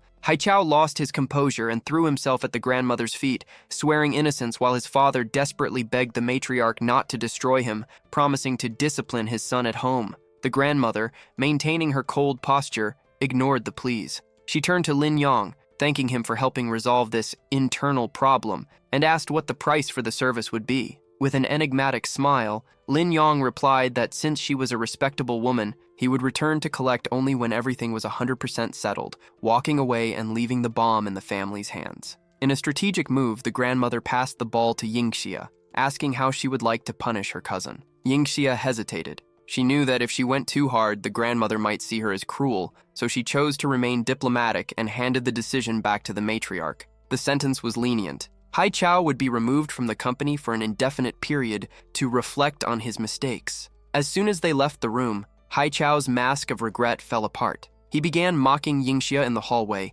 laughing at the light punishment. He declared that no matter what he did, he would still be the favorite grandson, and she was nothing more than a disposable tool for business. According to him, without the contract with the real estate giant, she would probably end up in the hospital. That night, the mood in the bedroom felt like a turning point. While Han stepped out to handle some business, Yingxia reflected on their 3 years of marriage. In the beginning, her fear had been so intense that she used to sleep with a pair of scissors under her pillow to protect herself. Over time, Han's respectful behavior made her lower her guard, but the weapon had stayed there out of habit. Staring at the ceiling, it became crystal clear that the old woman's favoritism was an unbreakable barrier and that her scumbag cousin still felt untouchable. Grandma's injustice left Yingxia boiling. In the car, she vented to Han Sanqian, outraged at being treated like she was nothing, while the cousin who betrayed the family walked away almost untouched. Han listened in silence, but inside, his fury kept rising. He decided that the matriarch would one day feel the weight of every humiliation forced upon his wife. Yingxia shifted the focus and confronted Han about Lin Yong's miraculous appearance. With no way out, he made up a story, saying he had shelled out 100,000 yuan to hire the big shot's services. She nearly had a heart attack, remembering that amount was equal to an entire year of her salary. Han simply gave an awkward smile, thinking that if she ever saw the real balance on his card, she wouldn't even have the right to breathe the same air as him in that room. Yingxia stormed into the car, fuming with rage. When Han Sanqian asked whether Grandma had finally given her the recognition she deserved, the answer came out as a bitter outburst. She explained that even with living proof of Haichao's betrayal, Grandma had simply sent him home to rest. To Yingxia, she finally decided that it was time to put the scissors away for good. Meanwhile, in a dark office, Han Sanqian and Lin Yong walked in without knocking. The owner of the place, an arrogant man named Shang Bin, trembled at the sight of Lin Yong but scoffed when he heard Han's name. He couldn't believe that the famous trash son-in-law of the Su family had shown up to negotiate. Han got straight to the point. He wanted Mo Yang's freedom since he was being held by Shang Bin. The villain laughed, asking what a failure could possibly offer to convince him. Shang Bin made it clear he had zero respect for the Su family and that money alone wouldn't be enough to change his mind. He underestimated Han Sanqian, thinking he was dealing with nothing more than one of Lin Yong's subordinates, never imagining he was facing the man who truly pulled the strings in the city. Han Sanqian's patience with arrogant big shots had limits. Inside Shang Bin's office, the tension spiked when the villain ordered his goons to finish off the useless son-in-law. He thought Han would be an easy target, but in the blink of an eye, the situation flipped. Han took down every brute with brutal efficiency. Shang Bin, now trembling and cornered, was lifted by the throat. Under the pressure of a precise punch and Han's icy stare, he had no choice but to release Mo Yang. Freedom came at a high price. As they walked out, they realized they were surrounded by a fleet of enemy cars. While the trap tightened outside, back at home, Yingxia couldn't sleep. The clock showed 11 p.m., and jealousy began to creep in. She wondered whether Han might be with another woman. When he finally walked through the door, she pretended to be fast asleep, too stubborn to admit how worried she had been. The next day brought a different kind of headache. Yingxia's uncles arrived from their trip. At the airport, the shock was immediate when they spotted the shiny Audi A8. Greedy as ever, they instantly concluded that Yingxia must be skimming money from the new project to fund luxury purchases. The spoiled son of the couple didn't even wait for introductions. He shoved Han aside and grabbed the keys, shouting that a loser had no business driving a machine like that. Han didn't bother arguing. He simply said he was going to pick up his wife from work and that they could figure out how to get to the apartment on their own. The aunt, wearing a fake smile dripping with venom, said that was no problem. But the moment Han walked away, she promised her husband that that piece of trash would pay dearly for his boldness. When they arrived at the apartment door, Zhang Lan, Yingxia's mother, rushed out to welcome her brother, completely unaware that her sister-in-law was already plotting a plan to humiliate her family and grab whatever she could. The relative's arrival turned into a full display of arrogance. As soon as Han Sanqian stepped away, the aunt unleashed all her venom on Han's mother-in-law, Zhang Lan, questioning how she could dare let a servant drive a car like that. The spoiled cousin joined in, mocking that Han's proper place was riding an old scooter, not driving an Audi. The tension escalated so badly that Jiang Lan, consumed by fury and embarrassment, swore that Han would pay dearly the moment he set foot back home. While waiting for Yingxia to leave the office, Han was surrounded by a group of thugs eager to test his patience. They laughed, calling him a disgrace to men and questioning how a woman as beautiful as Yingxia could end up with trash. Han's patience ran out in seconds. He sent the group packing with a few precise blows, leaving them limping away before things could get worse. When Yingxia finally showed up, she immediately noticed a dent on the front of the car. Han didn't hesitate. He explained that her cousin had tried to seize the wheel by force at the airport and ended up crashing the vehicle. The scene when they arrived home looked like a battlefield. The entire family was outside, and Jiang Lan charged forward like a wild animal, snatching the key from Han's hand. Shouting at the top of her lungs, she forbade her son-in-law from touching the car again, claiming that fixing an Audi would cost a fortune he could never afford. Inside the house, the yelling continued. Her mother-in-law accused Han of crashing the car out of pure incompetence, ignoring every explanation. Yingxia felt the full weight of the injustice. She tried to speak up and say that the car actually belonged to Han, but when she glanced toward the corner of the room and saw the scheming smiles of her uncles and cousin, she realized the trap. Her mother, blinded by anger, delivered the ultimatum. If Yingxia defended her husband one more time, she would personally file for divorce that very night. Yingxia's cousin didn't miss the chance to rub salt in the wound, doubling down on the lie that Han Sanqian was a dangerous driver and that she should never trust her own life to him on the road. The aunt, with razor-sharp cynicism, added that now that Yingxia was swimming in money, a dent in the Audi was nothing. The real crime was letting a nobody sit behind the wheel. Yingxia, burning with indignation, tried to speak, but her voice got stuck in her throat from sheer rage. Before she could react, her mother yanked her back roughly, declaring that from that moment on, Han was forbidden from picking her up at work. To make the humiliation even worse, Zhang Lan ordered her daughter to invite her uncle to dinner that night, making it crystal clear that Han was not welcome. Sensing his wife's discomfort, Han Sang-kyan stayed calm and made up an excuse, saying he already had important commitments and suggesting that she go with her relatives to avoid more arguments. The uncle, thinking he had won by wearing him down, mocked Han's strategic exit, saying he was clever for coming up with a stupid excuse to avoid embarrassing himself at the party. Meanwhile, the cousin celebrated his own mother's audacity, proud that she had managed to blame Han for a crash he himself had caused, without the coward saying a single word to defend himself. The aunt simply advised her son to be careful, since now he wouldn't have anyone else to blame if he messed up on the road again. On the way to the restaurant, the mask of loving relatives completely fell off. Believing that Yingxia's family had bought 2 Audis and was swimming in money, the uncle and aunt plotted a scheme. They would ask for 200 yuan on loan during dinner. The plan was dirty. They had already decided they would never pay the money back, justifying it by saying that since Jianglan was rich and he was the older brother, she had an obligation to support them without asking for anything in return. With their script of malice ready, they arrived at the banquet, where the old man began staging a performance of financial hardship to deliver the final blow.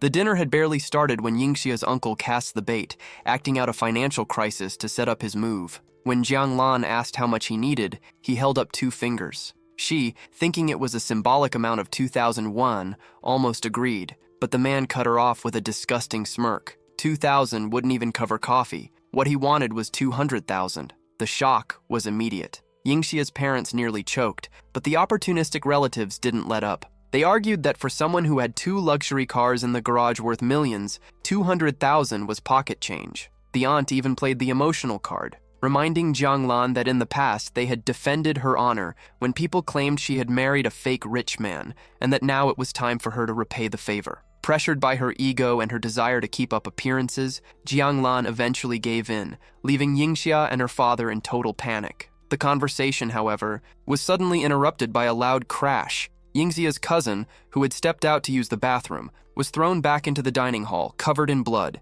His mother ran over in desperation, screaming at a group of thugs who came in right behind him. The leader of the group got straight to the point. The kid had harassed his wife, and that was why he got what he deserved. Instead of apologizing, Yingxia's aunt reacted with unbelievable arrogance. She pointed her finger at the giant's wife and blamed her for the assault, saying that the way she dressed was an invitation for her innocent son to make a mistake. The brute didn't tolerate the insult. In one swift motion, he slapped the aunt hard across the face, making Yingxia's uncle shrink back in fear, too scared to defend his own wife. The attacker warned that although he was a fair man, he would not tolerate disrespect, and that the price of that humiliation had just gone up. The tension in the restaurant escalated to another level. The gang leader refused any apologies. He demanded a fortune in cash for the disrespect shown to his wife, or Yingxia's cousin's life as payment. In total panic, the cowardly kid tried to hand over the key to the Audi A8 to the giant, begging them to take the car and leave him alone.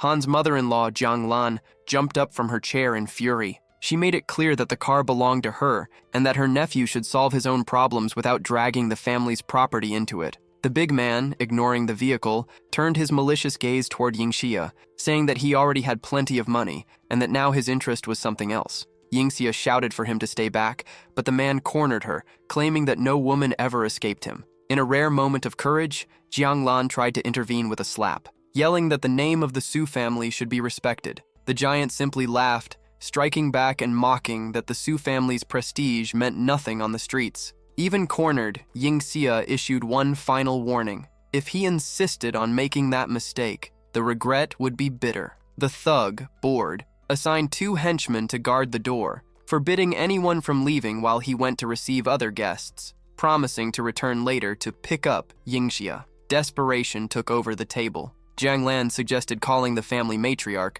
but Yingxia's father was realistic. Grandma would never risk herself against criminals of that caliber for them. While her mother cursed her husband for his passivity, Yingxia tried to stay calm, knowing that the only person capable of turning that situation around was not sitting at that table, but was probably already on his way. Grandma Su was nothing more than a paper tiger. Her authority died at the mansion gates. Yingxia spoke honestly to her parents. The matriarch would never have the courage to face real criminals. When her father asked who was left, she spoke the name no one expected, Han Sang-kyan. Jianglan nearly lost her mind, shouting that her daughter had gone crazy for trusting a useless man. The aggressive cousin even tried to make a joke, but Yingxia lost her patience, telling him to shut up and reminding him that it was his stupidity that had put them in the crosshairs. On the other side of the city, Han Sanqian was enjoying a cup of instant noodles when his phone rang. Yingxia's voice was tense as she asked for help. Without asking for details, he dropped everything and said he would arrive within minutes. Yingxia let out her first sigh of relief that night, ignoring her mother, who kept insisting that she call grandma. For the first time, the young woman faced Jianglan directly and spoke with certainty. She was betting her life on Han because he was the only one who had never let her down. In the main hall, the atmosphere was festive for the criminals. The brute was flattering a man known as Brother Wong, claiming that he was the new ruler of the city and that even powerful tycoons couldn't compare to him. Wong, however, was distracted, still dwelling on the scolding he had received from Han Sanqian the last time because of his incompetence. He tried to look important, but the fear of disappointing the true master continued to haunt him. The flattery was cut short by a loud bang that made the glasses tremble. Without asking permission, and with a look that promised chaos, Han Sanqian kicked the main door open, stepping into the place as if he owned it. Silence fell over the restaurant. The useless son-in-law had arrived to settle the score. The door to the VIP room nearly flew off its hinges. When Wong saw who had barged in, the color drained from his face. He rushed toward Han Sanqian, stuttering and calling him brother, with a respect that bordered on fear. The brute, not understanding a thing, still tried to mock him, asking if Wong was really showing respect to that guy. The answer came in the form of a shout. Wong ordered the fat man to shut his mouth before something worse happened. Han Sanqian, with an icy stare, pointed at the attacker and demanded to know if Wong was part of that mess. Trembling, Wong swore it was just a casual business meeting. That was when Han dropped the bomb. The fat man's business had been harassing his wife. Wong's world collapsed. Without hesitation, he lunged at his own ally with blind fury, asking if the idiot had shit for brains to lay a hand on Han Sanqian's woman. While Wong's guards beat the fat man senseless, Han simply turned his back and left the command of the cleanup in his subordinate's hands. In the hall where the family was being held, the mood was pure cynicism. Han's mother-in-law was screaming at the top of her lungs, saying the son-in-law was a coward who was probably hiding under a bed right now, since there wasn't even a taxi available for him to get there. The aggressive cousin, groaning in pain between breaths, shouted that Yingxia was the only idiot who believed in that loser. The aunt, desperate, begged Jianglan to call grandma, claiming her son needed a hospital immediately. The shouting was interrupted by the sound of the door opening. Everyone shrank back, expecting the thugs to return, but the one who stepped through the doorway was Han Sanqian, wearing a calm smile. He walked up to Yingxia and said, in the calmest voice possible, that it was time for them to go home. The cousin, still not realizing the danger had been neutralized, started yelling that Han was a fool for coming there, since the guards outside would never let them leave alive. Han didn't even bother to respond. He simply took his wife's hand, ready to walk over anyone who dared to stand in his way. Han Sanqian ignored the cousin's screams and kept moving forward, clearing the path for Yingxia. As they passed through the hallway of VIP rooms, the scene was surreal. The massive brute and his entire crew were on their knees, their foreheads pressed against the floor, trembling like leaves.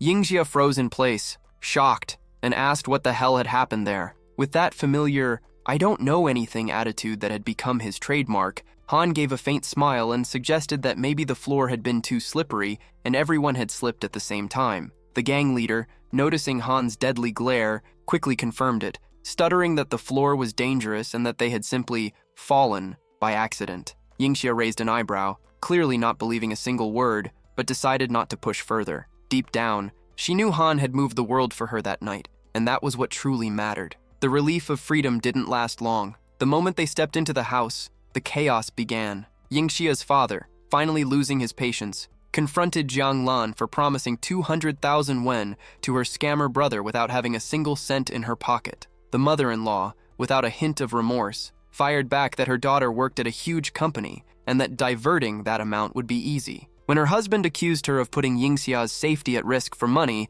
Jianglan resorted to theatrics. She threw herself onto the floor, kicking and screaming like a spoiled child. Between screams and fake sobs, she claimed her life was miserable for having married a failure, and that everything she did was to maintain the family's reputation in front of jealous relatives. Yingxia, exhausted and with her eyes burning from so much anger, finally snapped. To shut her mother up and end the spectacle, she shouted that she would find a way to get the money. When she entered the bedroom, weighed down by exhaustion, she found Han Sanqian waiting for her. With a calm voice that contrasted with the chaos in the living room, he asked if all that drama was just because of the debt to her uncle. Inside the bedroom, silence finally took over, but Yingxia's face was soaked with tears. Without saying a word, she collapsed into Han Sanqian's arms, begging for help.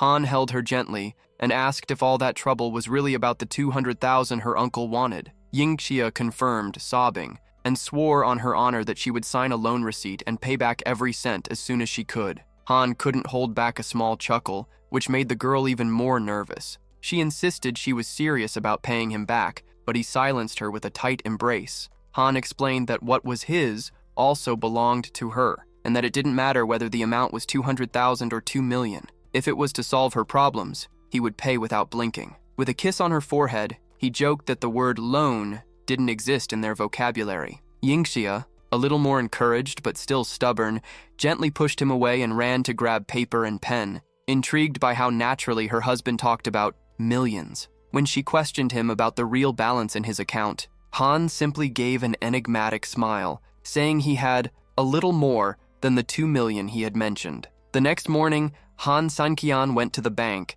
but ran straight into the bureaucracy and arrogance of a teller. The employee, wearing an air of superiority, mocked his request for an immediate withdrawal of 200,000, demanding prior notice. She looked at Han's special card with contempt, stating that in all her years at the bank, she had never seen anything like it and that he had no privileges there. Han kept his composure and warned that if the bank owner saw him, he would personally count the bills. The woman lost her patience, shouting that her counter was not a stage for performances and threatening to call security if he didn't step aside. The commotion was only interrupted when the branch manager appeared, drawn by the noise, wanting to understand why an employee was losing control with a client who, although he looked simple, carried in his pocket the key to that institution's vault. The chaos at the bank escalated quickly. The employee, pointing her finger aggressively, explained to the manager that Han Sanqian was making a scene over the prior notice required to withdraw the 200,000. The manager, trying to keep her composure,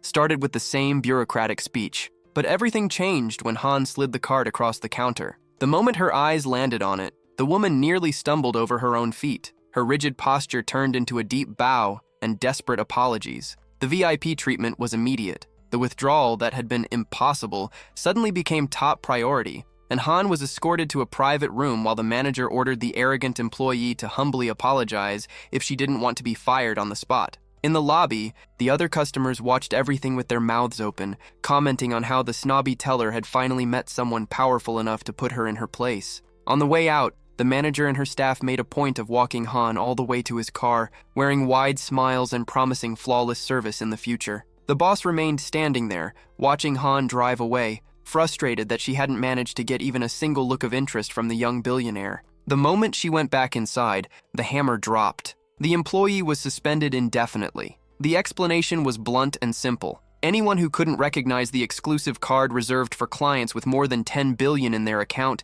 had no business working in that bank. Later, Han arrived home with the package of cash in his hands. The moment Jianglan saw the money, she lunged forward like a starving rat, snatching the bag from her son-in-law without the slightest sign of gratitude. She didn't even care where the money had come from. Her only concern was making sure her scammer brother received his share to maintain the image of a rich family in front of their relatives. Han Sanqian's mother-in-law barely waited for him to step through the door before making her move. Like a rat eyeing a piece of cheese, she ripped the briefcase of cash from his hands, complaining about the delay without showing a single ounce of appreciation.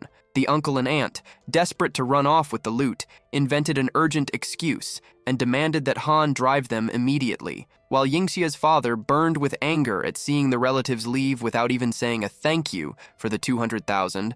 Han kept the expressionless face of someone who already had all the pieces on the board. On the way to the bus station, the spectacle of greed continued in the back seat. The aunt and the cousin nearly started fighting over who got to hold the briefcase. When Han glanced at them through the rearview mirror, the spoiled brat snarled, asking if the trash was impressed, since he had probably never seen that much money in his life. Han simply agreed with an enigmatic smile, innocently commenting that public transportation had become dangerous lately and that they could get robbed at any moment. The aunt almost exploded, accusing her son-in-law of jinxing their trip. The moment he dropped them off, Han pulled out his phone and gave the order to Wang. The plan was in motion. Meanwhile, inside the bus, The relatives complained about the smell and the crowd, clutching the cash tightly. In the middle of the ride, a clumsy passenger stumbled onto the ant, causing a loud commotion. Another man showed up to help the guy back to his feet, and the confusion quickly faded. The shock came kilometers later. When they opened the bag to check their treasure,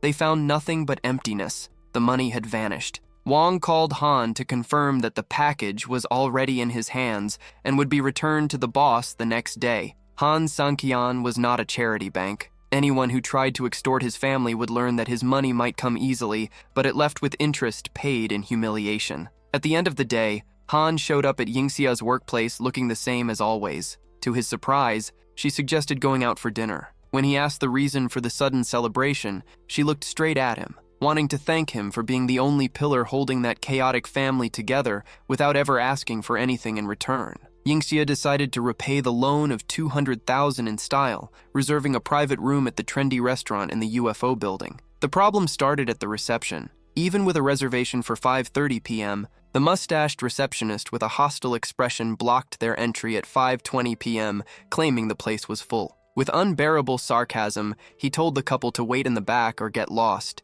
saying he had no patience for people like them. Yingxia refused to swallow the insult and stood her ground, demanding that the reservation be honored. In response, the man snapped his fingers and called security to throw them out by force. Han Sanqian stepped forward, shielding his wife, and asked if the employee really thought they were the problem there. The mustached man confirmed rudely, ordering the attack. What followed was a shock for Yingxia. She stood frozen as her husband, the man everyone called useless, dodged a punch and drove a brutal elbow straight into the first guard's stomach. When the other two rushed him together, Han dispatched them with a single motion, tossing them aside as if they were made of paper. The receptionist, now stuttering in fear, backed away while Han demanded to see the general manager. The owner of the establishment appeared right on cue, drawn by the noise. The mustached man rushed to play the victim, shouting that the couple had stormed the place and knocked out the security team for no reason. The boss, however, ignored the employees ranting and stood frozen, shifting his gaze between the three guards lying on the floor and Han Sanqian's unshakable stance. Realizing that this ordinary customer was actually someone he should never have allowed his employee to insult. The restaurant owner, Lei Xuan, instead of apologizing, chose arrogance. He admitted that Han Sanqian had talent and even offered him a security job paying 30,000 a month, thinking he was doing him a favor. Han didn't even blink and fired back in the same tone, demanding that the owner himself kneel if he wanted forgiveness for insulting his wife. Yingxia, watching her husband confront danger like a true alpha, felt a mix of pride and fear, trying to pull him away before things got worse. Han simply reassured her, guaranteeing that no one would lay a hand on her while he was there. Furious at being ignored, Lei Xuan called in his secret weapon, Ahu, a former Special Forces fighting champion and a true giant. The brute stepped forward, cracking his knuckles, mocking Han's courage, and promising to show him what a real iron fist looked like. Lei Xuan watched confidently, certain he was about to see the Su family's son-in-law crushed on the restaurant floor, but the fight lasted only a heartbeat. Ah Hu charged with everything he had, throwing a punch that could have knocked down a wall, but Han Sanqian moved like a shadow. He dodged flawlessly and delivered an explosive knee straight to the giant's jaw. The Special Forces champion collapsed like a sack of sand, dropping unconscious right at Lei Xuan's feet. The smile vanished instantly from the UFO owner's face, replaced by absolute terror as he realized his invincible bodyguard had been humiliated with a single move. The warning has been given, and now the man can call whatever army he wants, because he will crush every single one of them. Li Xuan, foaming with rage, calls Sanqian arrogant and promises that payback will be brutal. He warns that the help on the way is on another level, and that the protagonist will end the day begging for the beating to stop. Li Xuan wastes no time and makes the call, while Qi watches the scene fascinated by Sanqian's strength. Downstairs, the atmosphere heats up with the arrival of several cars. Yang shows up in the area asking what the urgency is, since the boss seemed to be losing patience. Irritated, Li Xuan points at Sanqian and explains that punk beat up the security guards and caused huge losses. He summoned Yang precisely because he knows Yang can't stand people who act like tough guys. The tables turn the moment Yang locks eyes on the target. The shock is immediate when he realizes the problem was actually Brother San. Yang's henchmen storm into the restaurant ready to attack, and Li Xuan prepares to watch the massacre from the front row, convinced he would see Sanqian destroyed. But instead of striking, the men stop in front of San and kneel as a sign of total respect. greeting their boss. Li Xuan freezes, unable to understand how the plan went so wrong. Sanqian, keeping his composure, asks if Yang was called there unexpectedly. Still in a respectful position, Yang confirms the situation. With an ironic tone, the protagonist asks if he already knows how to clean up the mess. Without hesitation, Yang points at Li Xuan and gives the order to his men. It's time to open that idiot's eyes and show him who really runs those streets. Yang begins the beating and lays into Li Xuan without mercy. In the middle of the blows, the man, completely confused, asks why he's being beaten. Sanqian orders the group to stop the beating and asks if Li Xuan is satisfied with the trouble he caused. Completely battered and in shock, the man replies that he is more than satisfied. With a mocking look, the protagonist faces the restaurant owner and asks if a table has finally appeared for him and his wife to sit at. Trembling with fear, the mustached man immediately guarantees that there is a reserved place for them. As Sanqian leaves with Qi, Li Xuan remains lying on the floor, trying to process what just happened and who that mysterious man is. On his knees and completely wrecked, he asks Yang who that man is. The answer is direct. He was playing with death. Upon hearing that, Li Xuan panics, realizing he provokes someone that even Yang's gang leader deeply fears. Yang warns that if he wants to stay alive, he needs to admit his mistake and pray for Sanqian's mercy. Desperate, Li Xuan kneels and begins banging his head against the floor, begging forgiveness for his stupidity. The butler, watching everything, realizes he got himself into a situation with no way out when he sees his own boss humiliated like that. Curious, Qi asks who Sanqian really is, since he knocked out a giant guard with one blow and made everyone bow, including the feared Yang. The protagonist simply replies that in the future, she will discover who he truly is. Qi also asks if he isn't spending too much money to keep all those people around, assuming Yang's support must have been expensive. Sanqian explains that Li Xuan simply realized it was impossible to defeat him and chose the path of forgiveness. Still shocked, the girl comments that the man went as far as smashing his head on the floor just to avoid dying. Qi comments that she never imagined Sanqian had such a dominant side. Taking advantage of the moment, he whispers in her ear that he has an even more intense side and asks if she wants to find out. Embarrassed, the girl pushes him away and calls him a pervert, complaining that she can't give him a compliment without him coming back with ulterior motives. Shortly after,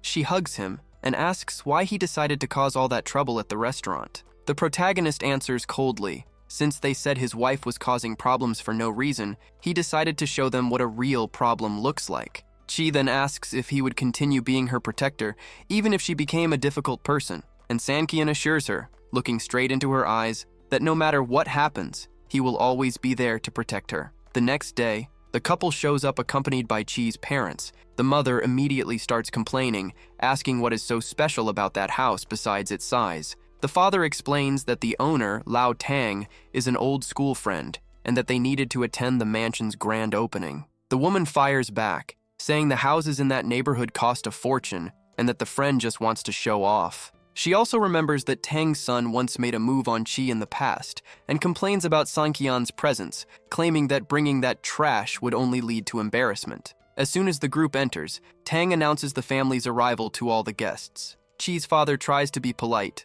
and comments that his friend's life seems to be going great. Tang, full of swagger, replies that he has been blessed, since his son now works at a company with an annual salary of 1 million. Upon noticing Sanqian nearby, the old man frowns with disdain and tells Qi's father that if he had made the right choice in the past, they would be in-laws now, and the girl would be living in luxury. The other people at the gathering jump on the bandwagon and begin humiliating Qi's father, saying his daughter lives an unhappy life because of his decisions. The mockery runs wild when the group discovers that Sanqian is still a house husband, washing dishes and cooking. Everyone laughs as if it were the joke of the year, pushing the protagonist's patience to the limit. Qi watches the scene with contempt, thinking about how childish it is to see grown adults trying to humiliate others just to feel superior. In the middle of that ridiculous situation, Sanqian interrupts Tang and drops the bomb. Their house is under renovation, and once it is finished, the old man will be the first guest invited for a visit. The news catches Qi off guard, making her suspect he really has an ace up his sleeve. The mother-in-law, furious, loses control and shouts for Sanqian to shut up, assuming he is just embarrassing himself. Maintaining his composure, he calmly replies that he bought the property a long time ago, but kept it a secret to make it a surprise. He reinforces that on the 15th of next month, everyone should show up to see the new home. Tang accepts the invitation with a cynical smile, believing Sankian is just bluffing to show off, since he supposedly wouldn't have the money for something high-end. The rest of the guests jump on the bandwagon, asking if the place is truly luxurious, and the protagonist guarantees that no one will be disappointed. Sometime later, Sankian walks with Chi until they catch sight of the imposing mountain mansion. She comments that the property had been sitting empty for a long time and thoughtfully questions why they decided to renovate the place right now. The protagonist dodges the question, suggesting that maybe the owner is just eager to move in. Still bothered by what happened at the party, the girl apologizes for her mother's aggressive behavior and admits that she knows how badly he was disrespected in front of Tang. She understands that San acted only to protect them, but she regrets that her mother keeps humiliating him for no reason. With a gentle gesture, San reassures his wife, making it clear that his mother-in-law's attacks mean nothing to him after 3 years of putting up with it. He looks straight at her and guarantees that the story about the house is real. Pointing to the highest spot on the mountain, he shows the mansion where they will have the best view of nature and complete privacy. Chi is stunned, but simply can't believe it. To her, that sounds like a blatant lie, and she even slaps him, saying that not even the dumbest ghost would believe something that absurd. Even though he has already proven he has money by buying luxury cars, a mansion like that still seems impossible in her mind. She pulls him along to go to the mall, ignoring the subject, while San calmly warns that on the 15th, the mystery will end and the surprise will finally be revealed. A short time later, Sankian shows up at the entrance of the luxury condominium with his car. The security guard immediately blocks the way, claiming the vehicle is not registered in the residence system. While San tries to sort things out, an arrogant man pulls up right behind them and starts honking non-stop. The guy begins shouting insults, calling San's car garbage and complaining that a poor nobody shouldn't be driving around in a high-end neighborhood. San tries to keep his cool and ignore the noise, but the bully has no intention of backing off and keeps provoking him to humiliate the protagonist in front of everyone.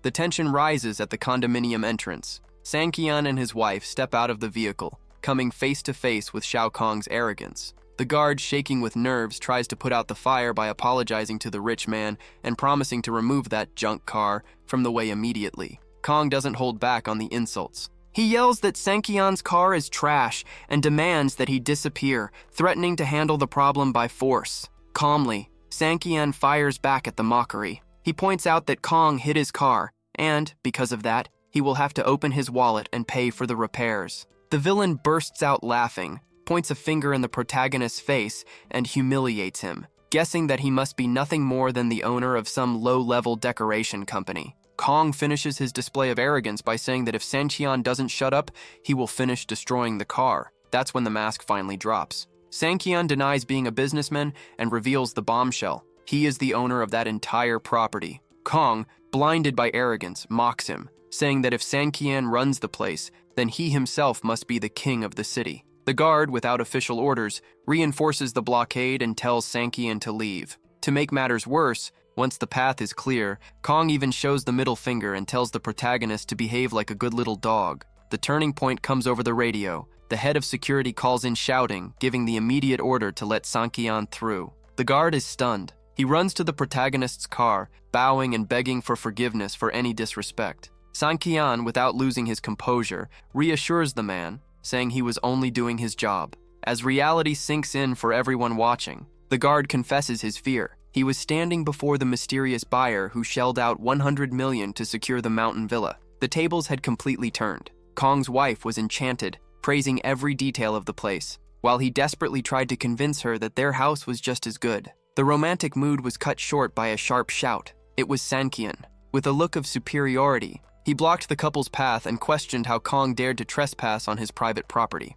Kong was confused and tried to stand up to the protagonist, asking what he was doing there. Sankian was direct. He had already warned that he owned everything. The villain burst into laughter, mocking the idea that someone who drives a beat-up car could be the buyer of a 100 million mansion. Ignoring the joke, Sankian delivered a lesson about the condominium rules, warning that the areas around the villas are private and that trespassers face serious penalties. Irritated and convinced that Sankian was bluffing, Kong stepped out of the car ready to get physical. He grabbed the protagonist by the collar, calling him a barking dog and asking if he wanted trouble. But the bravado didn't last long. A loud shout of "enough" echoed, and 3 security guards showed up immediately. Kong, thinking he still had the upper hand, ordered Captain Yan to remove the imposter. The move backfired badly. As soon as the officer saw Sankyan, he ignored Kong and asked the real boss whether that man was trespassing on his property or threatening his safety. The captain made it clear. Anyone who tried to bypass the security of Mountain Villa would pay a heavy price. Shocked and completely shaken, Kong pointed one last time, stuttering. He simply couldn't accept that the owner of a damaged car had the money and status to live there. Looking straight into his eyes, Sankyan prepared to deliver the final blow to his rival's arrogance. Sankyan left no room for doubt. If he wasn't the owner, then who else would have authority there? The atmosphere shifted completely when Captain Yan turned toward Kong. The guard, who knew the rich man's family, delivered a harsh lecture, saying that despite living there for years, they seemed to know nothing about basic rules of respect and privacy. With an authoritative gesture, the guards began escorting the man out. At that moment, reality finally hit Kong. He realized the size of the mess he had gotten himself into. The Yunjing district belonged to the richest man in the city, and any trouble there would cost a fortune he didn't have. Looking at Sankyan, he understood that he had humiliated the wrong person. Someone who spends 100 million on a house can crush a rival with the snap of a finger. Desperate, he threw himself to the ground, kneeling and begging for forgiveness for treating the protagonist like an animal. As the guards dragged him away, Sankyan decided to act with diplomacy. He told the captain that, since he was new to the neighborhood, he didn't want to start off on the wrong foot with the neighbors. He said it was all just a misunderstanding and asked them to release the man. The captain obeyed but left one final warning. This should serve as a lesson. Kong, now completely humbled, walked away thanking him and even offered to return the favor in the future. The scene shifts to family tension. Sia's mother was already on Sankyan's case, warning that the Su family dinner would be that night and that he shouldn't embarrass them. At the event, the atmosphere wasn't any better. The jealous Su Haichao tried to downplay Xia's success in the partnership with the construction company, saying he didn't believe in her ability. Xia stood her ground and fired back immediately. Without his interference, the work was finally moving forward. Even so, the toxic cousin insisted that her efforts would be useless in the end. The tension at the Su family dinner escalated quickly. Haichao, burning with jealousy, began spreading venom, claiming that no matter how hard Xia worked, the future presidency already had an owner, him. The arrogant cousin also threw in that she must be making a lot of money on the side, since only a few days after taking the position, her family suddenly showed up with brand new cars. He didn't stop there and suggested that Xia had dirty hands, questioning whether she wasn't afraid of an investigation from their grandmother. Xia refused to back down. She shot back that she would welcome an audit, because then everyone would see who was truly stealing from the company. But when dinner was served, the pressure intensified. In front of the entire table, Haichao exposed the purchase of the two vehicles, and the jealous cousin added that Xia's position must be extremely profitable to allow such luxury in such a short time. The family matriarch, visibly irritated, demanded an explanation. Xia confirmed the purchases, explaining that one car was for her father and the other was for Sankyan to drive her to work. The accusation of embezzlement became serious when they mentioned that the cars cost more than 1 million each. The relatives launched into a full verbal attack, calling the girl a criminal. To deliver the final blow, Haichao dropped another bomb. He had discovered that Xia's family was moving into a new house that was under renovation, with a move-in date set for the 15th. The table erupted into chaos, with everyone asking how much she had stolen from her own family to afford all of that. The grandmother, losing her temper, slammed the table in anger and demanded an immediate explanation. Fed up with the cousin's theatrics, Xia declared that if the matriarch truly believed those lies, the matter would be settled right then and there. Xia did not run from the confrontation. Standing firm, she challenged her grandmother to conduct a full audit of all the company's accounts, stating that the numbers would reveal the truth. Without wasting time, she announced that she would personally bring the bank statements and receipts immediately to prove her innocence in front of everyone. Looking directly at Haichao, she questioned whether he would still have the courage to maintain those accusations. The cousin, completely losing his temper, slammed his hand on the table and insisted that her family's sudden change in lifestyle was impossible. In his mind, money couldn't just appear out of nowhere. That's when Sankyan, tired of the whole circus, stood up and delivered checkmate. He announced that he had personally paid for the cars and the house with his own money. The table exploded in laughter. Haichao and the relatives mocked him, saying Sankyan was a comedian and that besides being treated like trash, he was now also a stupid liar. Even Sia's mother, embarrassed, told her son-in-law to shut up and stop humiliating himself. Taking advantage of the moment, Haichao kept provoking him, asking why the fake millionaire wanted to ruin everyone's fun. Sanqian didn't flinch. He stared the blonde straight in the eyes and said he was nothing more than an irrelevant joke. Furious, Haichao lunged forward with a punch ready, but the protagonist dodged it with ease. Sanqian mocked his lack of skill, asking if he really wanted to get beaten again. The tension only stopped when Grandma shouted, ordering Haichao to sit down. Even against his will, he kept yelling that Xia was embezzling huge amounts of money and that if no one stopped her,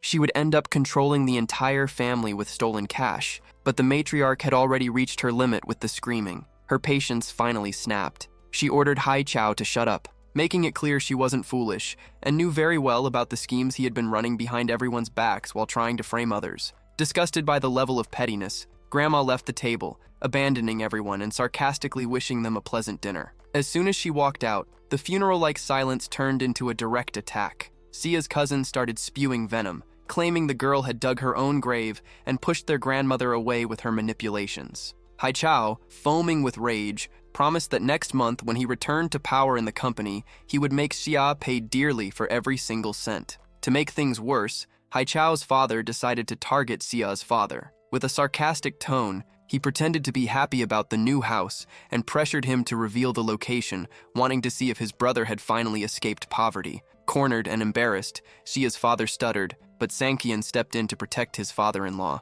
The protagonist calmly stated that, at the right time, a car would come pick everyone up, and the location would be revealed naturally. He added a touch of mystery, saying the neighborhood was so exclusive that ordinary cars couldn't even enter. The group burst into laughter, assuming it was just another bluff. Haichao's father mocked him, reminding everyone that Sanqian had been in the family for 3 years and still hadn't learned that only the elite had access to Mountain Villa. Xia's mother, panicking at her son-in-law's boldness, shouted for him to stop talking before things got even worse. Sanqian spoke plainly. He warned that the old lady would deeply regret ignoring the invitation. The fraud didn't even bother listening and blocked the idea right there, guaranteeing that the grandmother would never set foot in that place. Meanwhile, tension exploded back at the in-laws' house. Jianglan was completely furious, smashing things around the house and taking all her anger out on Sanqian. To her son-in-law was nothing but a loudmouth who constantly embarrassed the family, and because of his claims about living on the mountainside, the entire family was now drowning in shame. Her rage reached its peak, and she delivered an ultimatum. Either Ying Xie divorced Sanqian immediately, or the two of them would no longer be mother and daughter. But Ying Xie refused to back down. She stood up to her mother, stood firm in her marriage, and made it clear there would be no divorce. Seeing the couple united, Zhanglan completely lost control, screaming for Sanqian to get out and declaring that he was no longer part of the family. That's when Ying Xie dropped the truth. She confirmed everything was real and revealed that even the money loaned to her uncle had come straight from Sanqian's pocket. Jianglan was left speechless, stuttering in disbelief, but quickly changed tactics and began accusing her own daughter of lying to protect her husband. She challenged Sanqian to fulfill every promise he had made, swearing that if he failed, the marriage would be over for good. The next day, the atmosphere shifted. Sanqian invited Ying Xie to a special dinner, and she, completely confused, asked what they were celebrating. He simply reminded her that the 15th had arrived and that after dinner, he would finally take her to see their new home. Ying Jia felt uneasy, since her parents were going crazy over all the mystery, but Sanqian just smiled and said the place had always been right in front of her eyes. As they walked, doubt still consumed Ying Jie. She asked again if the story about the mansion on the mountainside was real, but soon lost patience. She crossed her arms, frustrated, and told Sanqian to stop fooling around, convinced it was just another bad joke. He stayed calm and reaffirmed that he was telling the truth, but she simply couldn't bring herself to believe him. The peaceful mood of dinner ended when Tang Long suddenly appeared out of nowhere. Ying Jia immediately frowned, warning Sanqian that this man meant trouble. He didn't come alone. He was accompanied by a shallow woman who wasted no time throwing a jab, sarcastically thanking Ying Kanya for walking away from Tang Long, since now she had such an amazing boyfriend. Tang Long himself decided to brag, pretending to be humble while saying that his annual salary of 1 million wen was still too little. When he noticed Sanqian, the mockery intensified. He asked if that was the famous useless son-in-law of the city. Sanqian, unfazed, joked that he should have brought a pen to give an autograph, which made his rival laugh loudly. Tang Long said he didn't want the signature of a failure, and that he admired the courage it took for him to walk around in public while being the region's biggest joke. Ying Zie exploded and told the man to get lost before he ruined their meal. Annoyed by her defense, Tang Long asked how she wasn't ashamed to be with trash like that. Ying Xia answered directly. She would rather dine with the man she loved, and it was none of his business. Before leaving, the jerk played his final card. He revealed that he now worked for one of the properties belonging to the first emperor, and that the future of the Su family was in his hands. If she kept that attitude, he would cut off any chance of business between the companies. Ying Gadore froze, realizing the threat was real. Tang Long acted like he owned the world, demanding that Ying Yagraye humble herself and beg for his forgiveness.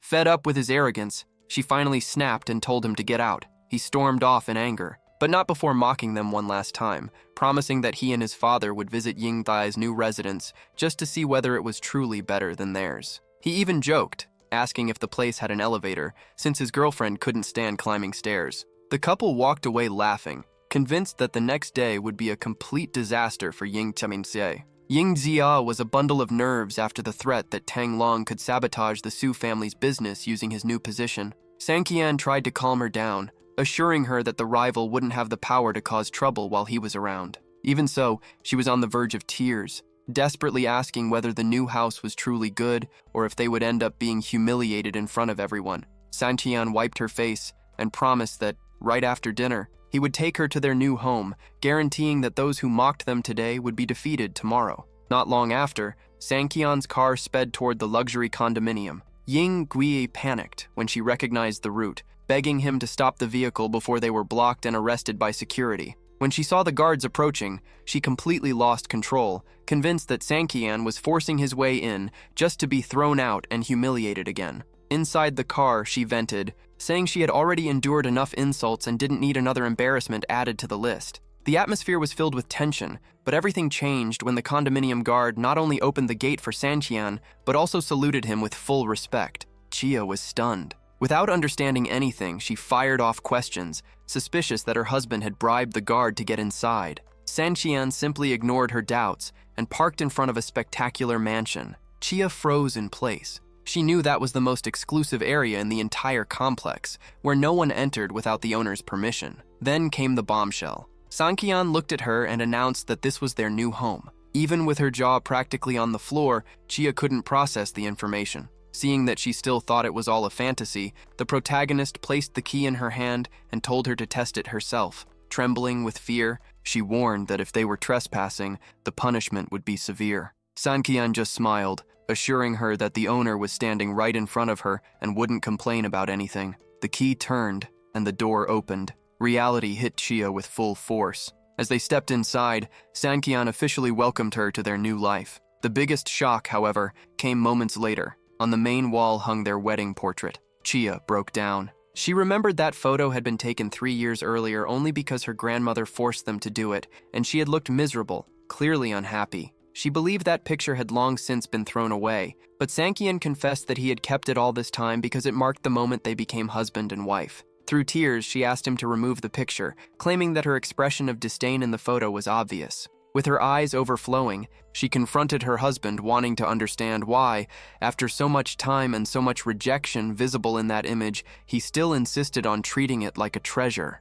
Chia couldn't hold back anymore. Between sobs, she poured everything out, asking why he treated her like a queen after so many years of neglect and humiliation on her part. Sanqian's answer was short and straight to the point. He took care of her simply because she was his wife. Without defenses left, Chia threw herself into his arms and begged him to get rid of that old, bitter photo. The plan now was different, to get married again and capture a moment of genuine happiness. Caught in the heat of the moment, she took the initiative and kissed him. The mood shifted instantly, and reality hit both of them. Radiant with joy, Sanqian confessed that it was his first kiss. Blushing with embarrassment, Chia admitted that it was her first time as well. Taking advantage of the opening, the protagonist teased that since they were going to renew their vows, they should also have a real first night. Embarrassment hit hard. Chia froze and ran off, locking herself in the bathroom, while Sanqian tried to figure out her sudden escape, teasing her from behind the door and inviting her to explore the rest of the mansion.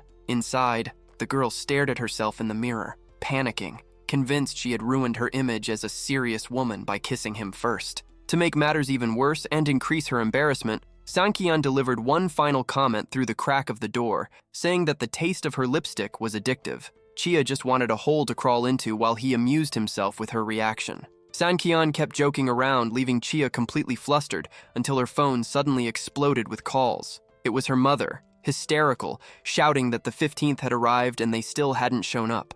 Screaming at the top of her lungs, the woman demanded to know where the new house was and ordered them to come back home immediately. To avoid trouble, Chia made up an excuse, saying she was working overtime and that Sankian was simply waiting for her. Deep down, she was already planning her move. She wouldn't reveal anything yet, ensuring that the surprise the next day would hit everyone like a punch to the gut. With the smile of someone holding a winning card, she thought about how all those who planned to humiliate them would soon be exposed. The next morning, a crowd gathered in front of the company, all invited to the so-called grand opening. The atmosphere was filled with pure mockery. Relatives and acquaintances, including Rao's father, tried to figure out what so many people were doing there. The Su family didn't miss the chance to spread their usual venom, doubting that Sankian had enough money to live in the same neighborhood as Tang. The grumpy old man of the family insisted it was impossible, calling Sankian and his father-in-law trash and claiming that poor people like them would never set foot in that condominium. His son, Long, went even further,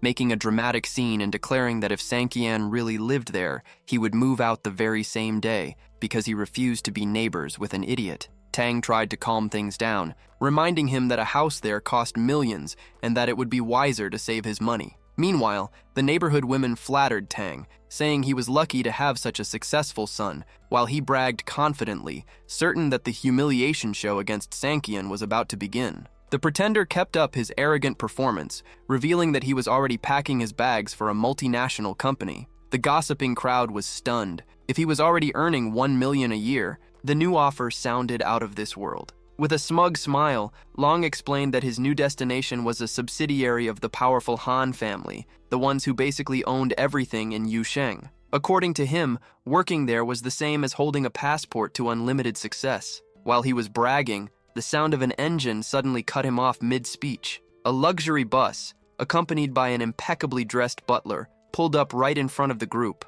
With perfect manners, the staff member politely invited everyone to board and visit Mr. Han's new residence. The shock hit instantly. Long and his father exchanged panicked glances. Renting transportation at that level wasn't something just anyone could afford. Whispers quickly spread. Some remembered that Chia was now leading major projects, but the math still didn't add up. There was no way she had enough time to stack that kind of money. Tang, sweating nervously, asked his son whether Sankian's house could possibly be better than theirs. Trying to keep his composure, Long insisted that the property he had given his father was top tier, located in the prestigious City of Clouds, and that it would be impossible for his rival to surpass that standard. The tension reached its peak when the bus finally came to a stop. Standing before the grand mansion of the Su villa, Chia's family fell into collective denial. No one believed she would dare siphon off that much company money to fund such luxury, and they were already starting to scheme about how they would demand answers in this new and unbelievable situation. Rao was boiling with jealousy, repeating like a broken record that it was impossible for that useless guy and Chia to be living in Mountain Villa. Beside him, the envious cousin was already plotting how to set Chia straight, claiming she was burning through the Su family's money. The villain declared that the party was over. Now that he was back in charge, she wouldn't be touching another cent. The woman added one final warning. If the family didn't stand with him, they would all be dragged down together. The tension climbed even higher when the group realized the bus was continuing toward the top of the mountain. People started whispering that the driver must be lost, because there was no way someone like Sankian could afford property in that area. That was when the butler calmly stepped in, confirming that the destination was correct and that Mr. Han was indeed waiting for them there. The shock was paralyzing. That location had the most expensive real estate per square foot in the entire city, where the land alone had sold for 100 million at auction, not even counting the astronomical renovation done by a mysterious figure known as the Master of Gold, whose identity remained unknown. Rao and his cousin panicked, convinced this was a trap set by Chia to frame them for trespassing. Desperate, Rao reminded everyone that security in that area was ruthless and that anyone who entered without an invitation would be in serious trouble. The Su family was already preparing to turn around and run before the police showed up, fully aware that not even their real estate company would have the power to save them. But before they could make a move, an Audi suddenly pulled up. Sankian and his family stepped out of the car as calm as could be. With a faint, ironic smile, the protagonist delivered the checkmate. He told them that since everyone had already made it there was no need to rush off. Sankian stepped forward with a relaxed smile, inviting everyone to come inside and make themselves at home. The atmosphere, already tense, exploded. Rao lunged at him, grabbing his collar and shouting that he had gone insane. In the villain's mind, this was a deadly trap. Sankian and Chia were leading the entire family straight to disaster by trespassing on private property.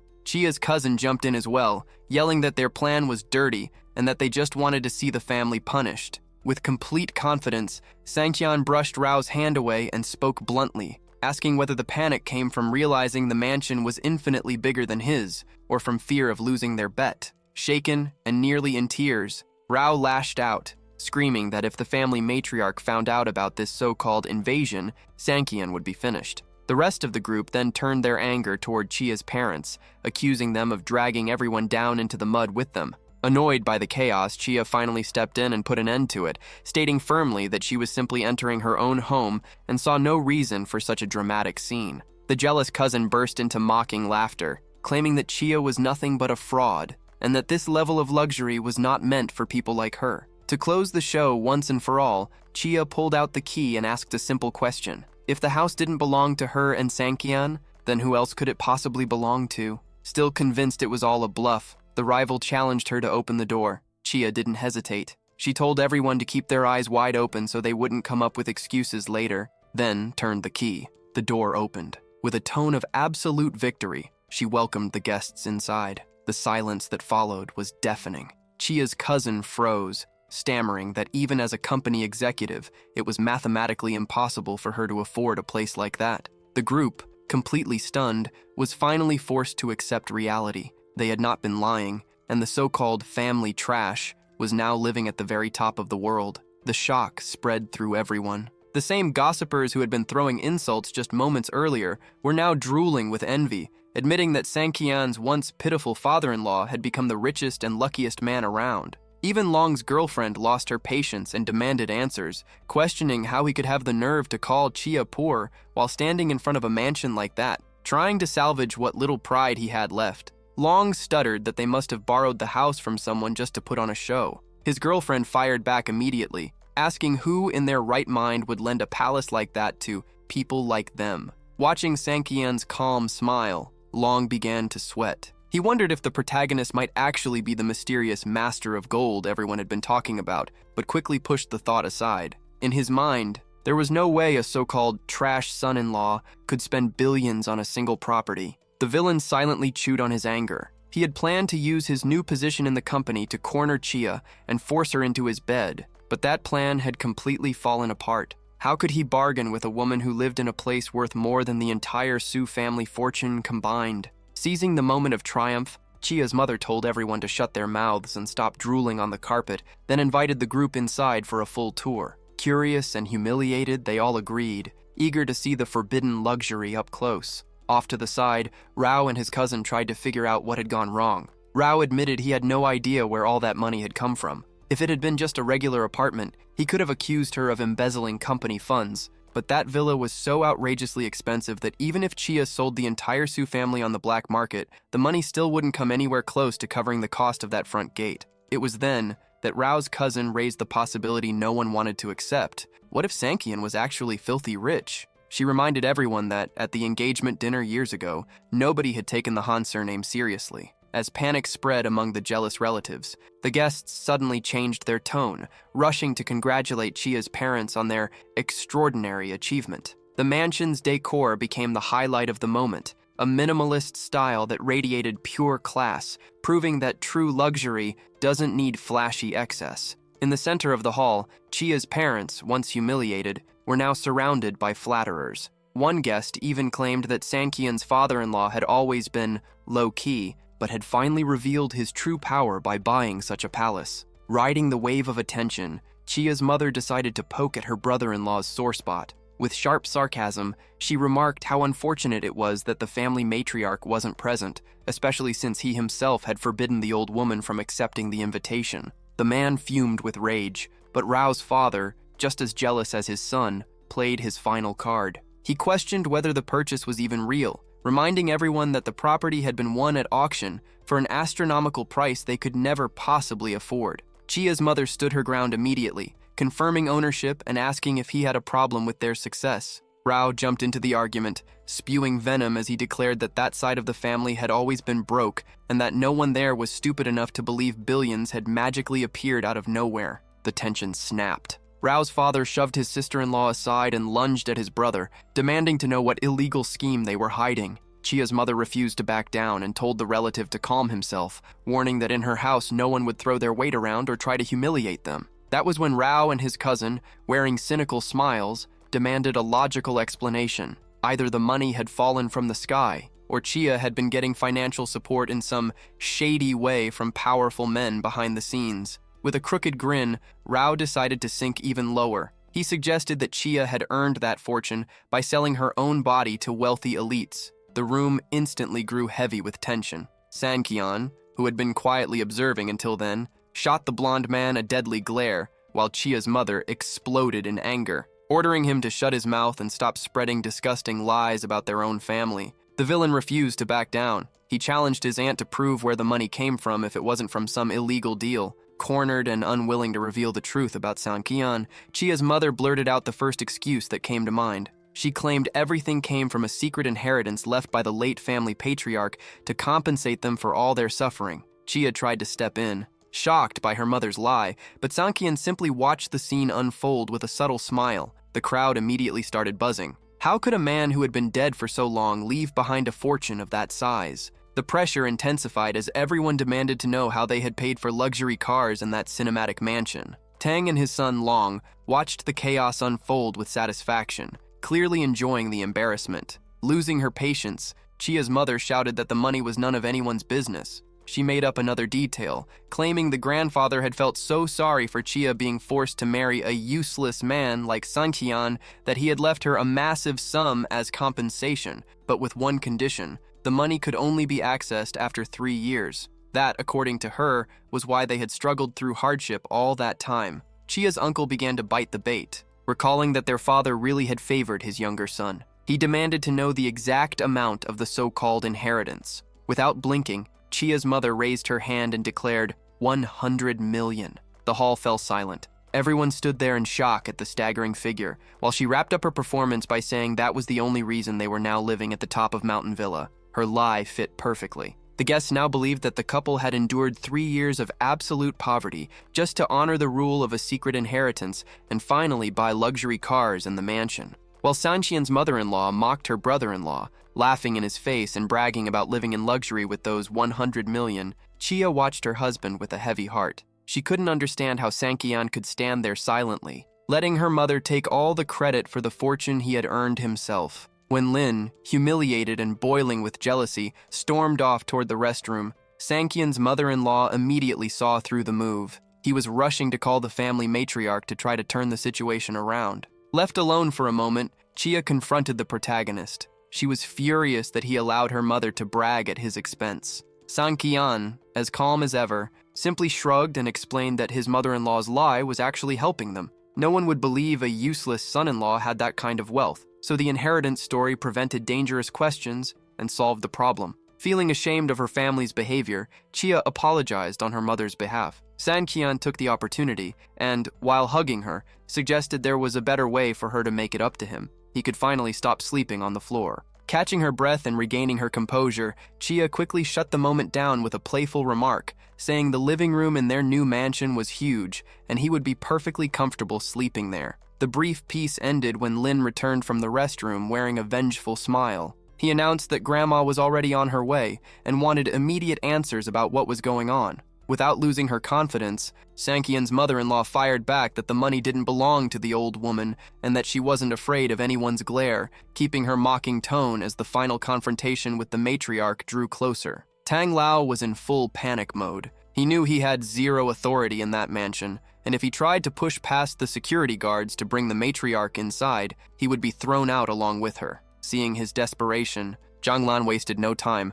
and unleashed her anger on Han Sanqian, ordering the trash to go fix the situation. Xia and Sanqian hurried to the entrance. Both tried to be polite, but the old woman, arrogant as ever, didn't even look at them. The only thing that mattered to her was knowing where Guiyao was. She was furious because her son had not personally escorted her to the grand opening of Mountain Villa. Xia tried to come up with an excuse, saying that her father was busy welcoming important guests, but the grandmother refused to listen. In her mind, that house existed only because of the money left by her late husband, and everything that belonged to the Su family rightfully belonged to her. Hearing that absurd claim, Sanqian immediately figured out the old woman's plan. She wanted to seize the property. Rage boiled inside him. He had given that palace to He Xia, and he wasn't about to let anyone lay their hands on it. But before he could react, the grandmother looked at him with contempt and complained about the steep climb. Without the slightest shame, she demanded that he carry her on his back up the hill. She had tried to stop the humiliation, but Sanqian, keeping up the image of the submissive son-in-law, accepted the burden. As they climbed, the old woman kept shouting threats, warning him not to take a wrong step or slow down before reaching the top. Jia watched the scene with a knot in her stomach. Realizing that her grandmother was fully convinced the money used to buy the mansion belonged to her, completely ignoring the fact that Sanqian was the real investor. When they reached the door, Tang Lao and his father were already waiting, ready to kiss the matriarch's boots. The old woman stepped into the mansion in awe, admiring the luxury while silently speaking to her late husband in her thoughts. She thanked him for the fortune, but still carried a trace of resentment. She couldn't understand why he had trusted so much money to Guiyao instead of placing it directly in her hands. Grandma settled onto the couch as if she owned the place and, without any hesitation, ordered Jia's father to throw all the guests out. The atmosphere instantly turned heavy. Embarrassed, Guiyao's friends quickly made excuses and left, realizing the celebration had turned into a full-blown family showdown.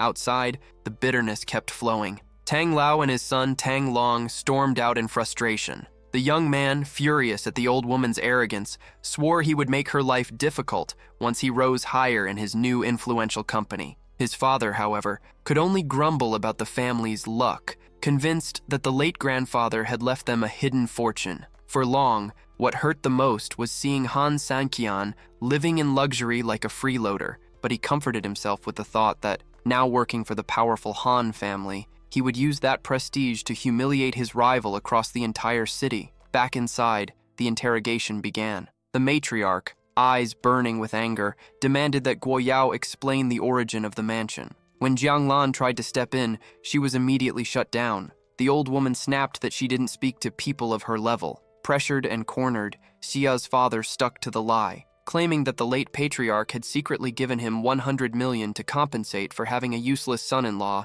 and to balance things out. Grandma, however, didn't buy the story about generosity. In her mind, if the money came from her late husband, then the house didn't belong to Guoyao, it belonged to the family estate, or more precisely, to her. Jianglan lost her temper and shouted that the money had been a direct gift and that the villa was their property. The old woman then made a cynical proposal. If the house belonged to the family, it should be divided among all relatives. Jianglan fired back at the top of her lungs, making it clear that the mansion was not a cake to be sliced up, which pushed the matriarch's fury to its limit. Jianglan went straight to the point and declared that the old woman had no authority there. That was when Han Sanqian decided to step in, his calm tone carrying a hint of provocation. He said he wouldn't stop the family from moving into the mansion, but he set one condition: the grandmother would have to formally ask permission from He Xia. The old woman felt the blow and, seething with rage, demanded to know whether her son-in-law was trying to lecture her. Sanqian didn't even blink. He calmly replied that he was simply trying to prevent her from embarrassing herself, because if Xia's family refused to cooperate with the matriarch, things could get ugly. He also reminded her that the rules at Mountain Villa were strict and that any mistake would come with serious consequences. With a challenging stare, he asked whether she could guarantee that none of her useless relatives would cause trouble. The living room erupted into chaos. The obnoxious cousin jumped forward, pointing a finger and yelling for the trash to shut up. The rest of the relatives joined in, reminding Sanqian that his place was at the very bottom of the Su family hierarchy. The grandmother, banging her cane against the floor, spat out her verdict. She had never planned to share the house with anyone, and since the money came from her late husband, the villa belonged to her. End of discussion. As Zia's parents exchanged desperate glances, realizing their inheritance lie had spiraled out of control, Sanghyun finally lost his patience. He pointed straight at the old woman and asked the question that stunned everyone in the room. "What authority do you think you have to live here?" The silence that followed was deafening.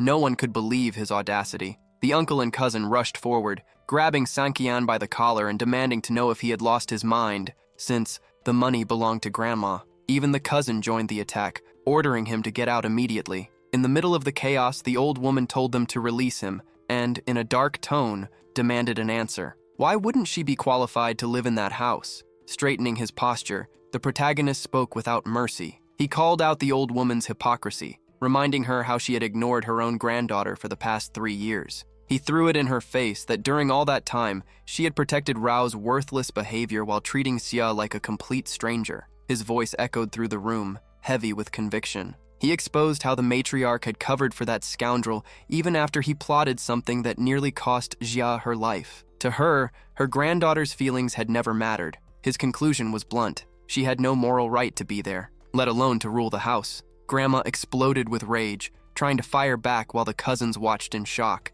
Xia, on the other hand, felt her heart warm as she saw her husband standing up for her without hesitation, completely out of control. The old woman shouted that he should not confuse freedom with respect and threatened to expel him from the Su family lineage on the spot. The rest of the family, acting like background noise, began mocking him, saying that in his place they would have disappeared out of shame long ago. The jealous cousin piled on, immediately suggesting divorce, claiming he would never respect the family. Xia couldn't take it anymore and stepped forward to defend her partner. She made it crystal clear that the marriage belonged to her and that no one else would dictate the rules. The grandmother then delivered her ultimatum. She demanded an immediate separation and challenged her granddaughter to defy her. Without backing down even an inch, Xia shouted that she would not obey. The tension became so intense that the old woman jumped to her feet, knocking over her own cane. She lost control, screaming that the two of them had become rebellious now that they had grown bold. Trembling with rage, she stormed off and called for Rao to follow her.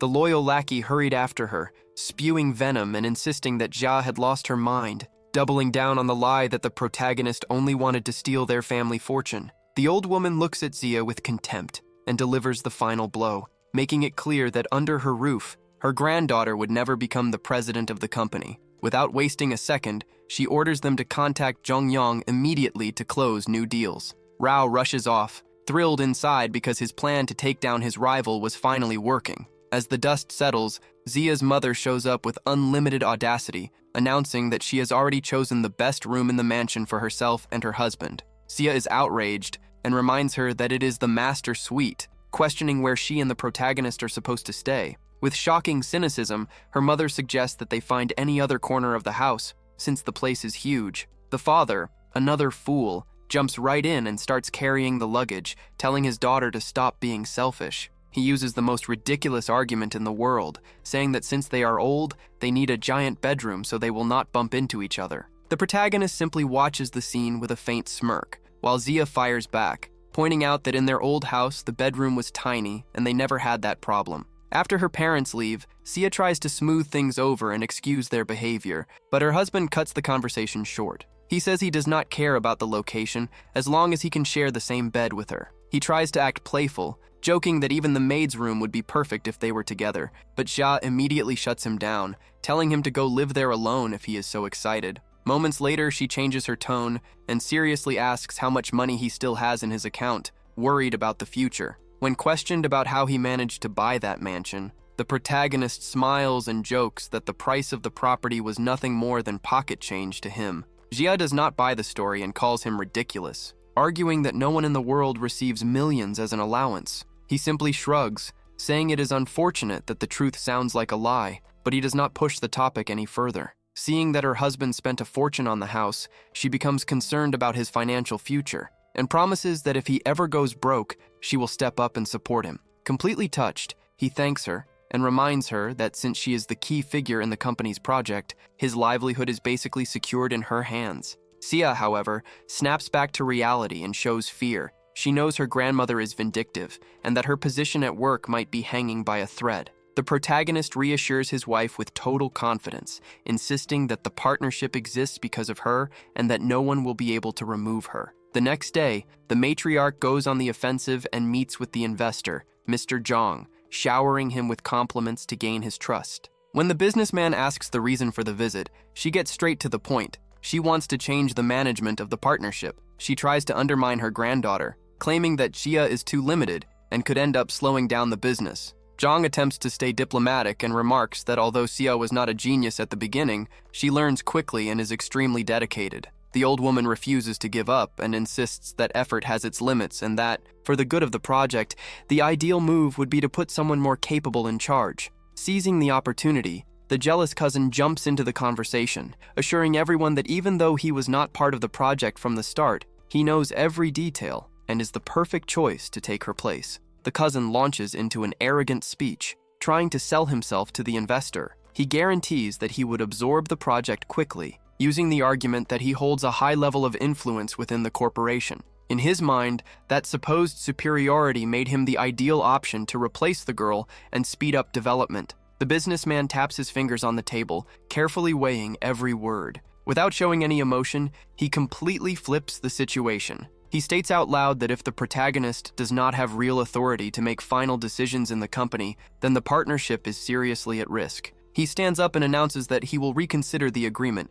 explaining that he believed the girl had genuine authority, not that she was merely a powerless figurehead. The matriarch freezes on the spot. Desperate not to lose the contract, she tries to patch things up, claiming she was only concerned about her granddaughter's limitations and begging him not to look for other suppliers. The investor does not buy the excuse and remains ruthless. He cuts her off, revealing that keeping the protagonist in her position is a direct and absolute order from the top executive of his company. No one would change the leadership under any circumstances. To make matters worse, the businessman points directly at the cousin and verbally tears him apart. He declares that he has already investigated the young man's entire background and publicly exposes him, labeling him as useless and pathetic. Panic takes over the old woman, who completely loses control and starts screaming for her grandson to fix the disaster immediately. The young man collapses to his knees on the spot, banging his head on the floor while begging for mercy, promising that they would never again interfere with the project's leadership.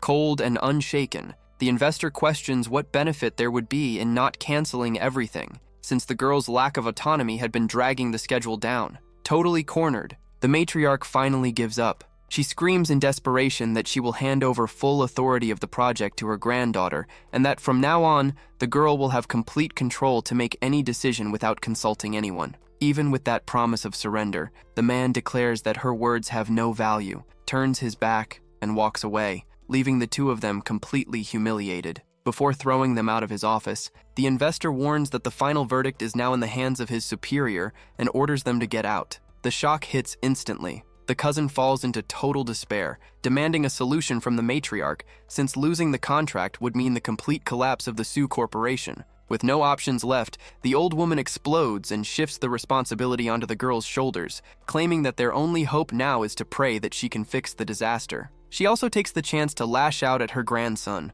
warning that if he does not learn to be useful, his dream of inheriting the presidency will end right there. While chaos consumes the two of them, upstairs, the protagonist watches everything unfold. The investor approaches and reports the humiliation, confirming that the young man crawled on his knees and that the matriarch finally surrendered full control of the project to the granddaughter. Satisfied, the protagonist simply remarks that it is a shame the old woman did not kiss the floor as well, then gives a new order. The businessman must keep pressuring the family so they truly feel that the girl is the only piece holding that entire empire together. Later on, the atmosphere at the Sioux family headquarters turns into a full-blown tribunal. Relatives surround the matriarch, demanding explanations for her failure in trying to replace the project leader when the business partner's position had been clear from the very beginning. With no authority left, the old woman swallows her pride, admits her miscalculation, and declares that everyone's fate now depends entirely on her granddaughter. The tension reaches its peak when the young woman walks into the meeting room with a defeated expression.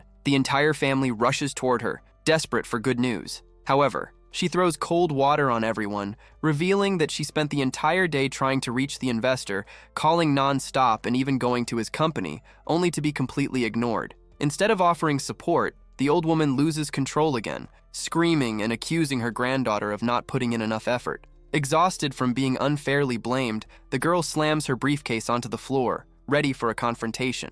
The protagonist can no longer tolerate the hypocrisy and explodes in front of everyone. She throws it back in her grandmother's face, saying she spent the day being humiliated, stuck in the reception area of the partner company, and kicked out like she was nothing. Boiling with anger, she makes it crystal clear, if the situation has reached this critical point, the blame lies entirely with the old woman and Rao's schemes. She ends the argument by saying that since they ruined everything, they should fix the mess themselves. Shock spreads through the room. The entire family falls silent, and the matriarch, feeling the weight of the potential losses, lowers her guard. She changes her tone and appeals to emotion, claiming that the survival of the Su family line now rests entirely in her granddaughter's hands. Jia, still furious, keeps her composure and assures them that because she also carries the family name, she will do everything in her power to keep the empire from collapsing. Sensing that her granddaughter has softened, the old woman officially declares the decision. From that moment on,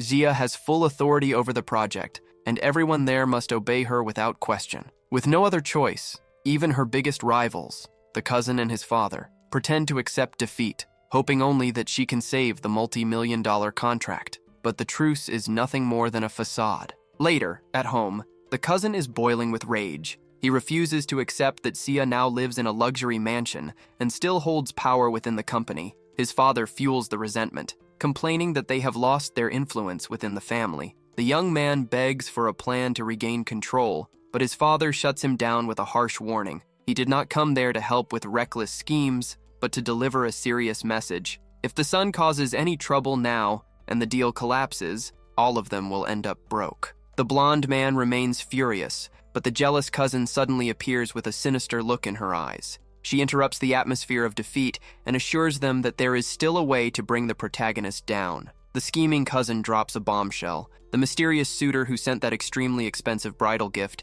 could be their salvation. She convinces him that if they find this wealthy magnate, the Su family will gain such a powerful ally that their current partnership will become worthless. That way, they would no longer have to bow to anyone, especially not to Xia. The young man takes the bait immediately. He begins plotting, remembering that Xia is the only married woman in the family, which means the gift must have been intended for another single woman in the lineage. He decides to mobilize his contacts to track down the rich man, thinking that if this investor puts money directly into his hands, he can reclaim the top position in the company and push his rival aside. Inside the car, the protagonist notices the heavy mood and asks who the fool of the day was that left his wife in such a state. Xia vents her frustration, explaining that her grandmother and cousin ruined everything with the investor and that now the man refuses to answer her calls, completely freezing the project. Her husband pretends to be concerned, commenting that his so-called old classmate, the contact who made everything possible, is out of town,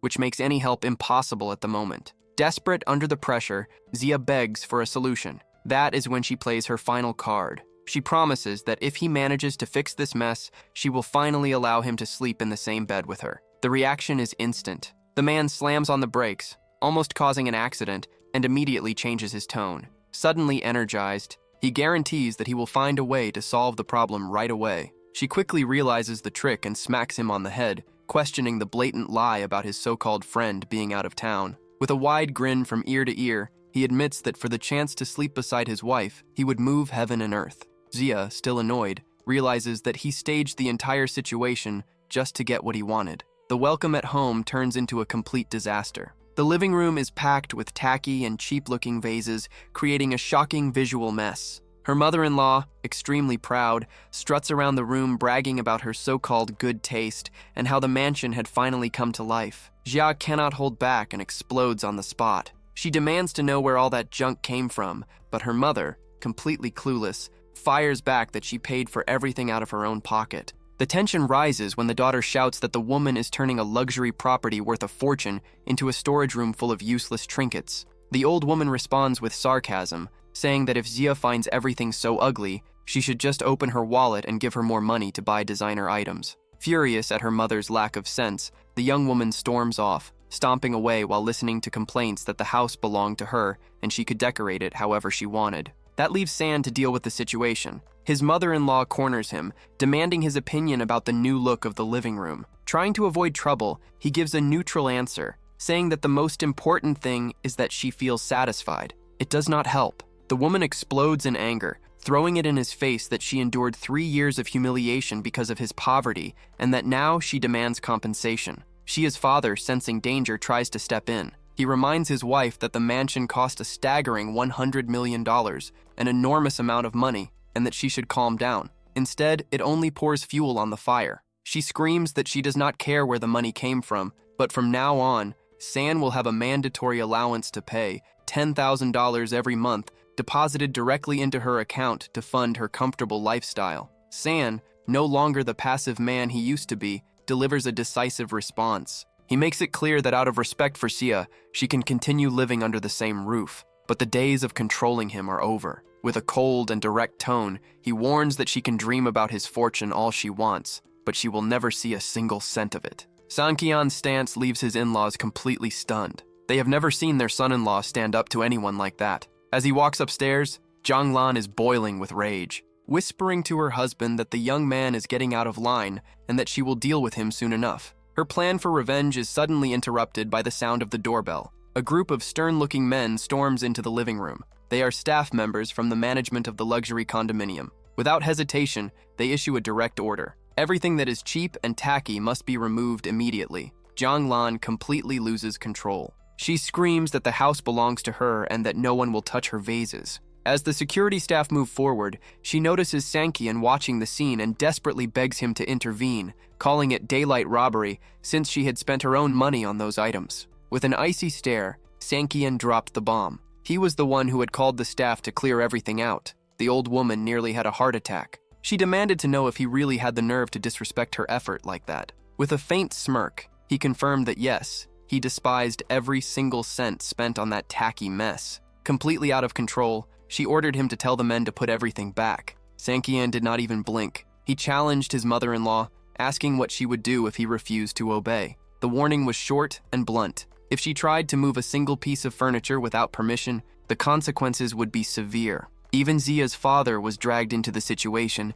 as he tried to hide quietly in a corner. Sanqian ordered him to control his wife and delivered his final message before walking away. The house had an owner, and no one would move a finger there without his authorization. Zhanglan, furious, tried to shout something back, but the atmosphere had already completely shifted. Zhanglan refused to accept the reality check. In her mind, Sanqian was only acting like an arrogant snob because he now owned a mansion. Boiling with rage, she ordered her husband to put the bastard back in his place and show who was truly in charge of the family. But to her surprise, the old man finally lost his patience. He told her to stop being irrational before she created an even bigger problem. The woman snapped, lunging at him with slaps, screaming that she was older and deserved respect. While taking the hits, Shia's father stated the obvious. The house belonged to Sanqian, purchased with his own money. When she tried to strike again, he grabbed her arm firmly. He called her by name and asked if she had gone blind. The warning was clear. The Sanqian of today was not the same doormat he used to be. Zhanglan, stubborn as ever, fired back that he was still a useless piece of trash. Her husband delivered the checkmate. That so-called useless man was the legal owner on the title. If he wanted, he could throw her out onto the street at that very moment, and she would have no rights to anything. Reality finally hit her, but in the worst possible way. Instead of waking up, she immediately began plotting a way to transfer the property into her daughter's name. She stormed off, stomping her feet, swearing she would never be evicted and that the final word in that house would always be hers. Her husband could only sigh, wondering why he still wasted time defending someone so unreasonable. The next day, Sanqian was in a completely different mood. With such a massive mansion, he realized he needed professional help to keep everything in order. As he considered hiring someone for cleaning and cooking, chaos suddenly erupted outside. Shouting echoed through the neighborhood. A blonde woman was screaming at the top of her lungs, accusing one of the cleaners of being a filthy thief. The accusation was serious. The worker had supposedly cleaned the house and taken gold and silver jewelry, and now the cleaning company was washing its hands of the situation. The tension rose quickly, and a full-blown scene was unfolding in the street. The commotion continued. Ignoring the blonde woman's yelling, Sanqian bent down to help the cleaner who was being humiliated on the ground. The furious blonde started screaming, demanding to know if he had any idea who she was, proudly flaunting her status as the so-called old lady Dino Chung, claiming that lowly people like him should not even dare to look at her. Sanqian did not react. He completely ignored the woman and calmly told the cleaner not to be afraid and to explain what had happened. Enraged at being ignored, the blonde woman lashed out and tried to kick him in the back. With a quick reflex, Sankian simply deflected her foot with a light motion, causing her to lose balance and fall onto the ground, dramatically crying about how he dared to attack her. The cleaner, terrified, begged Sankian to leave before he got hurt. Calmly, he revealed that he was actually looking for a housekeeper, and that if she could prove her innocence, the job would be hers. Meanwhile, the blonde woman on the ground kept screaming threats of revenge, promising she would make him kneel and beg for forgiveness. With a faint smile, Sankian replied that he was in a good mood and would wait to see how she planned to do that. 10 minutes later, the tension intensified. The blonde woman's husband arrived, pushing people aside, accompanied by 2 bulky security guards. She ran straight to him, shamelessly lying that Sankian had slapped her across the face. Furious, the man called the protagonist trash and demanded to know if he had a death wish. The neighbors froze when they recognized him. He was Lil Gang, a well-known gangster in the area, which explained his wife's arrogance. Feeling victorious, the blonde woman demanded that Sankian kneel down and lick her shoes as an apology. Lil Gang stepped forward, ready to settle the score. Lil Gang loomed over Sankian, repeating his wife's order. He was to lick her shoes until they shined if he wanted to walk away alive. With that cold, mocking tone, Sankian simply asked if that was all he wanted. The cleaner, desperate, kept begging him to run before he got seriously hurt. Ignoring the warnings, Sankian went straight to the point. With a swift movement, he kicked the blonde woman's shoe right in front of her husband. She collapsed onto the ground, screaming in pain, while Lil Gang, stunned by the audacity, charged forward. The fight lasted less than 2 seconds. Sankian delivered a precise kick that sent the gangster crashing to the ground. The entire neighborhood froze. No one could believe that the so-called feared Lil Gang had been taken down so easily. The gangster's men were about to rush in and attack when 3 figures suddenly pushed through the crowd. It was Yang and his crew. The moment Yang saw Sankian, he smiled, amused by the coincidence. He explained that he had been passing by to handle some business, heard the noise of the fight, and decided to join the fun, never expecting to find the boss there. Lil Gang, crawling and crying, begged Yang to teach the arrogant man a lesson. The twist came instantly.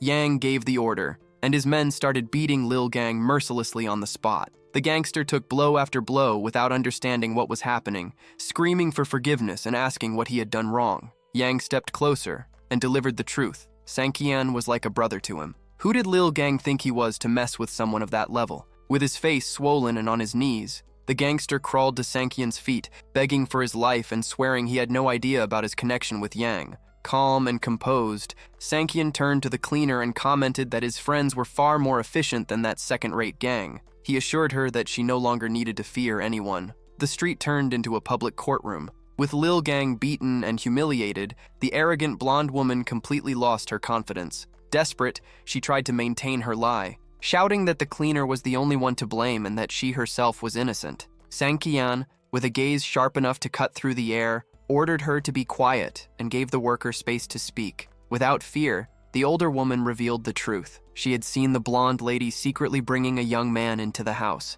That lover was the one who took the opportunity to steal the jewelry and run away in panic when he realized he might be caught. The blonde woman completely lost control, desperately denying the affair while panicking inside, realizing that she had indeed paid the man, but never imagined he would end up robbing her. Upon hearing that he was being cheated on and financially supporting a lover, Lil Gang jumped to his feet. He forgot all about the pain from the beating and unleashed his anger on his wife with a hard slap. He shouted that she was ungrateful, using his money to go out with other men, and threatened to end her right there on the spot. Before the mobster could completely lose control, Sankian stepped in. With authority, he stopped the fight and reminded Lil Gang that he still owed a debt of respect to the cleaning lady, who had been the only one to tell the truth. The protagonist then gave the final order. The blonde woman would have to kneel and beg the lady for forgiveness before he himself lost his patience. Humiliated and with no way out, the woman threw herself at the cleaning lady's feet, apologizing for making false accusations without any proof. Relieved and with tears welling up in her eyes,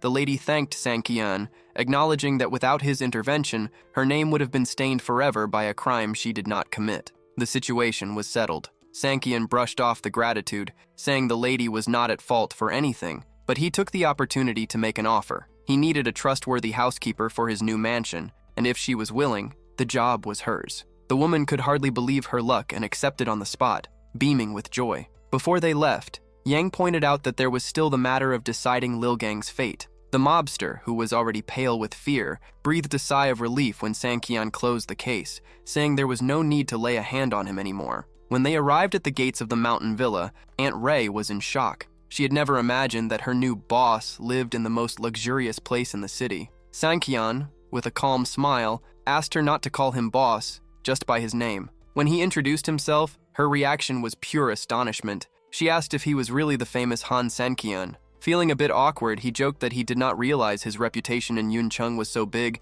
that even a stranger would recognize him. Embarrassed, the lady apologized repeatedly for the surprise, but Sankian reassured her, saying he was already used to the gossip. His final warning came lightly. If she called him boss again, he would cancel the job offer. As soon as they stepped inside the house, the welcome committee was already waiting. Zhang Lan, with her usual sour expression, immediately went on the attack. She demanded to know where he had been, why he took so long, and most importantly, who that strange woman was that he had brought in from the street. Without even bothering to look at his mother-in-law, Sankian went straight to the point. That was Ms. Ri, the new person responsible for keeping the house clean and food on the table. That was enough to make the old woman start yelling, complaining that he was becoming too arrogant and making decisions on his own. Zhang Lan's patience had limits, and she immediately started her interrogation, shouting at the top of her lungs. Furious, she was outraged that Sankian had not consulted the lady of the house before hiring someone. According to her, if her son-in-law was too lazy to cook,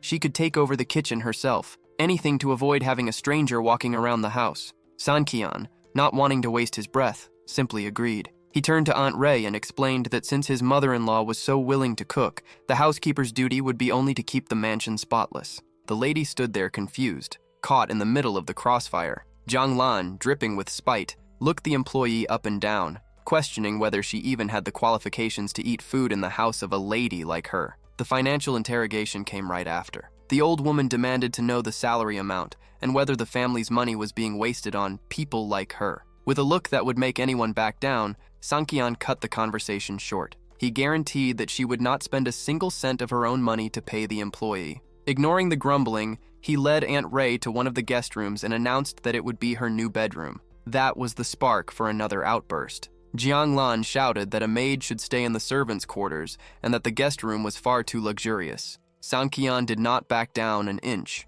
Looking straight at the housekeeper, he reaffirmed that he was the owner of that mansion and that as long as he was there, she would stay in that room. He made it clear, if anyone bothered her, she should call him immediately. As soon as Sankian left, the witch showed her claws. To mark her territory, Zhang Lan began spitting watermelon seeds all over the living room floor. In an authoritarian tone, she ordered Aunt Ray to clean the mess immediately, humiliating the woman by saying she must have had terrible luck in her past life to end up there. The final warning came with a threat. Any mistake, no matter how small, would be grounds for immediate dismissal. The Cold War inside the mountain villa was just beginning. The tension in the mansion only got worse. Furious over Sankian's boldness, Zhang Lan acted as if the property deed were in her name. Aunt Ray, trying to keep the peace, assured her that she would do her best and that the lady of the house could point out any dirt and it would be cleaned right away. That only gave the wicked woman another chance to show her arrogance, questioning whether the housekeeper was blind for not seeing the trash she herself had just thrown on the floor. Before leaving, she even threatened to cut the lady's salary in half if she found a single speck of dust when she returned. Far from home, the scene shifted. Jinglan was at the peak of her narcissism, showing off in front of her friends and being pampered for living in the mountain villa. With an air of superiority, she complained about the hard work of taking care of such a large mansion, shamelessly lying that she had hired a housekeeper and was paying 1,000 Ries per month out of her own pocket. While the group of ladies melted with envy, an imposing figure appeared on the horizon. A blonde woman, surrounded by an army of burly bodyguards, walked straight toward them. Jianglan's friends were stunned by such a display of wealth, commenting that this was the true level of luxury they dreamed of having. The surprise turned into panic when the stranger stopped right in front of them. With an icy stare, the blonde asked who among them was Jiang Lan. The moment the witch identified herself, the response came without warning, a sharp slap that left everyone frozen in shock. Dazed and unable to understand why she had just been attacked by a stranger, Jiang Lan tried to stammer out a question, but she was silenced by a second strike, even stronger, that sent her straight to the ground. Her friends watched everything, paralyzed with fear. The attacker, in a voice that allowed no argument, delivered the ultimatum. Her name was Shishu, and the message was simple. From now on, Zhang Lan needed to stay in her place and stop trying to stand out, or the consequences would be far worse. The public humiliation scene ended with a final warning. Shishu shouted that if Jiang Lan ever bothered the wrong people again, the regret would be bitter. As soon as the blonde woman and her army of bodyguards walked away, Jiang Lan's so-called friends started interrogating her, shocked by the violence. They questioned whether her family had gotten involved with people far too powerful, since that woman was clearly not someone ordinary. Foaming with rage and with her face still burning, the wicked woman muttered that if she ever got the chance, she would rip the attacker's jaw off with a counterattack. When she returned to the mansion, Jiang Lan unleashed all her hatred on the housekeeper. Even though Aunt Ray insisted that she had already cleaned the living room 3 times, the witch started yelling about invisible dirt. She shoved the woman violently, ordering her to get out of the house immediately. While the poor housekeeper begged for a second chance, Zia's father showed up, completely confused by the commotion. Noticing his wife's swollen face, he demanded to know who had hit her. With outrageous cynicism, Jiang Lan pointed at Aunt Ray, claiming that the employee hired by her son-in-law was the culprit. The coward, without questioning the blatant lie, rushed toward the woman and slapped her across the face, demanding that she leave for having dared to lay hands on the lady of the house. In tears, Aunt Ray tried to defend herself, asking why Jiang Lan was inventing such a terrible accusation. But the husband, acting like a complete fool, shouted that he was not stupid and that the bruises on his wife's face had not appeared on their own. To him, the easiest explanation was to blame the defenseless maid. The atmosphere in the mansion was pure hypocrisy. Sitting on the couch with an air of superiority, the mother-in-law delivered her ultimatum. If the housekeeper could not handle the pressure, then she should leave, because nobody there needed her. To complete the humiliation, her husband shoved the woman hard, telling her to get out right away. Shaken, Aunt Ri simply apologized for the trouble and began gathering her belongings, while hearing the father-in-law grumble that it was outrageous for a maid to attack her employer. Sankian arrived with his wife and immediately sensed that something was wrong. When he saw his in-laws relaxing on the couch and Aunt Ri coming down the stairs with her bags and a marked face, he demanded an explanation. The father-in-law, trying to maintain the lie, claimed that the woman hired by Sankian was dangerous and had attacked the mother-in-law. The housekeeper, wanting to avoid further conflict, thanked Sankian for his help and said it would be better for her to leave, but he grabbed her arm. The protagonist was direct. If she did not tell the truth, he would not be able to protect her. He reminded her of the hardships she would face outside, unemployed and with a daughter to support, especially with a false accusation hanging over her head. Shaken, the woman gave in and revealed that she had nothing to do with it. When her employer arrived home that afternoon, her face was already like that. With an ironic smile, Sankian looked at his mother-in-law and solved the mystery out loud. He suggested that either she had hurt herself or she had been beaten by someone on the street and decided to blame an innocent person to avoid embarrassment. The old woman exploded with rage at his boldness. For the first time, Sankian lost his composure, shouted her name, and warned that his patience had reached its limit. The mother-in-law jumped to her feet, outraged at being called by her name and demanding the respect she had never given. In the middle of the chaos, Sankian's wife tried to figure out who had really hit her mother and why she was lying about the employee. Even the husband, seeing the situation closing in on them, began pressuring her to reveal who had truly left that mark on her face. The scene turned into a cheap theater performance. Realizing the lie was falling apart, the mother-in-law threw herself onto the couch and started throwing a tantrum, whining that her own husband preferred to believe a servant over her. Sankian did not fall for the drama and delivered checkmate. He announced that he would request the security camera footage from the condominium. There, the truth would be revealed, whether she had been hid inside the house or out on the street. Cornered by technology, she finally admitted that it was not Aunt Ri, but she kept up the act, asking whether her son-in-law was going to hit her too. The husband, who had just slapped the housekeeper for nothing, began stuttering, not knowing where to hide his shame. The old woman, still dripping with venom, provoked him further, asking whether he was man enough to go after the person who had really attacked her. Sankian completely lost his patience. With a shout that silenced the entire room, he ordered both of them to stop the theatrics and demanded that they apologize immediately to Aunt Ri. The mother-in-law tried to stand her ground, questioning whether he had no respect left for her, but his answer was blunt. Either she apologized, or she packed her bags and left his house at that very moment. Silence filled the room.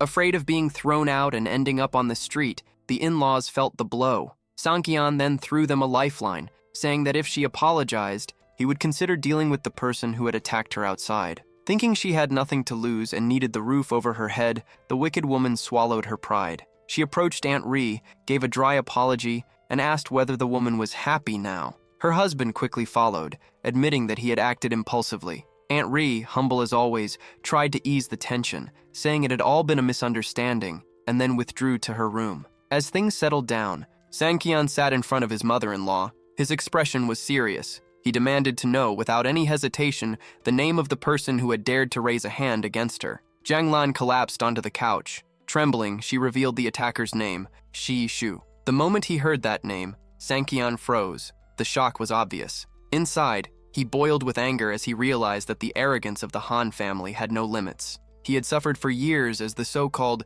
useless son-in-law of the Su family, and now that woman had appeared thinking he was still a failure who needed handouts or lessons. The mother-in-law, noticing his reaction, tried to bargain. She promised that if he managed to get revenge on the blonde woman, she would finally treat him with the respect he had never received. However, Sankian lowered his voice and delivered cold reality. This time, there was nothing he could do to help her. That was the trigger for the old woman to snap back to her usual self, insulting him as useless and saying he only bragged but disappeared when a real problem showed up. Sankian ignored the insults and explained how deep the situation really was. He revealed that Shishu never traveled alone. She was always escorted by 12 elite bodyguards, former Special Forces soldiers. No one in their right mind would go head-to-head with that kind of private army. The entire Su family turned pale. Xia, frightened, asked who that woman really was, and Sankian answered firmly, not even the most powerful figures in the city would dare cross her path. The father-in-law lost his temper with his wife,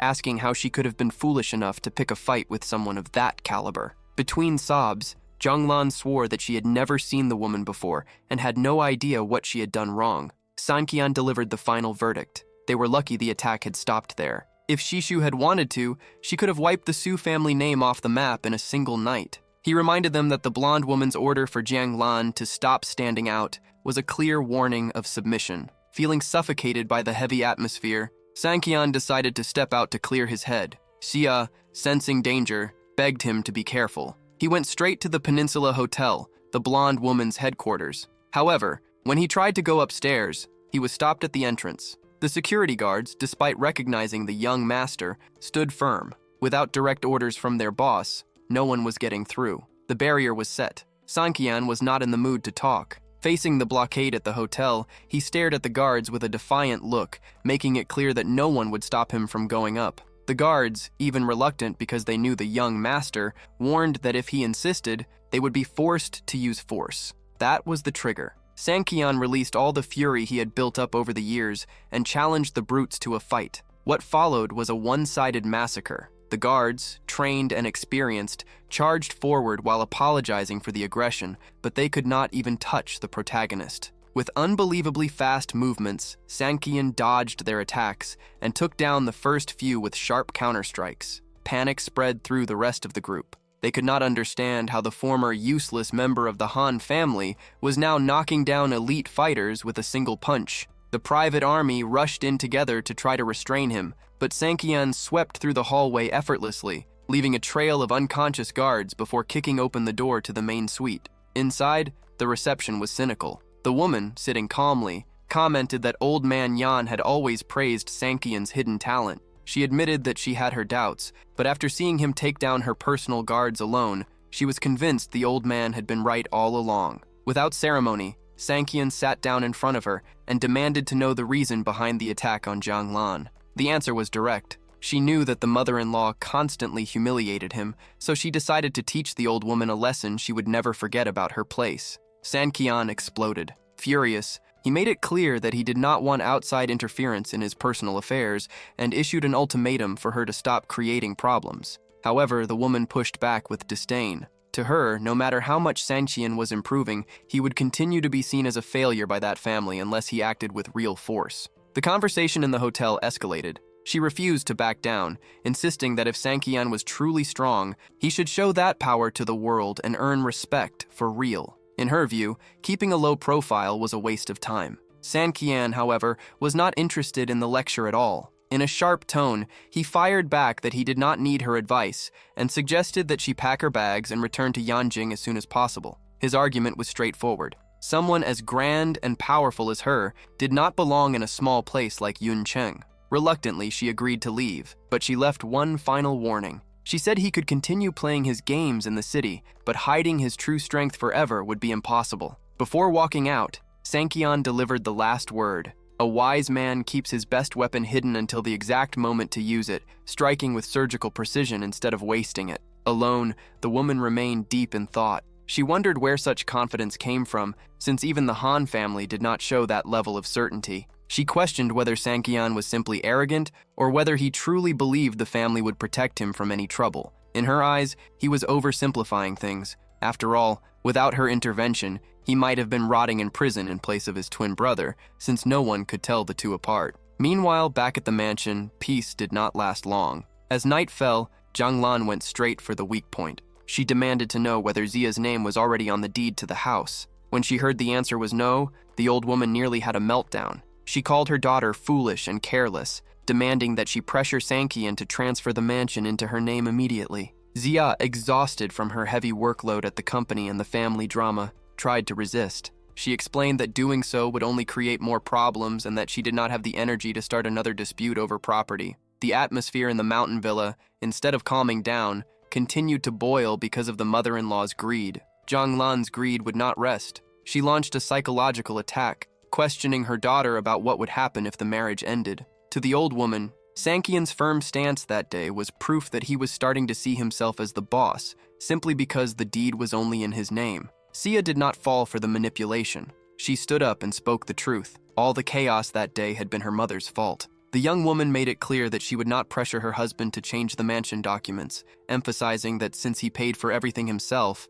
it was only fair that the property remained in his name. Zhang Lan was outraged. She called her daughter naive for believing in Sanqian's eternal loyalty and accused her of not thinking about the future. That was when Zia figured it out. She realized her mother's plan was to secure the house under her daughter's name and later force a divorce to keep the property. In a firm tone, she declared that would never happen. Before slamming the door in her mother's face, Xia fired back that if the old woman expected her to leave Sanqian, she could forget about it. Alone and furious, the mother-in-law began muttering about her daughter's lack of respect, deciding that if Xia would not act, she would find a way to solve the situation herself. In the bedroom, the focus shifted to business. Xia asked Sanqian whether he had managed to contact that former classmate who could help the company. The problem was urgent. The logistics trucks were being stopped repeatedly, and the losses would be fatal if the blockade continued. Watching his wife closely, Sanqian promised that he would handle the situation as soon as possible, even though he had not yet made contact.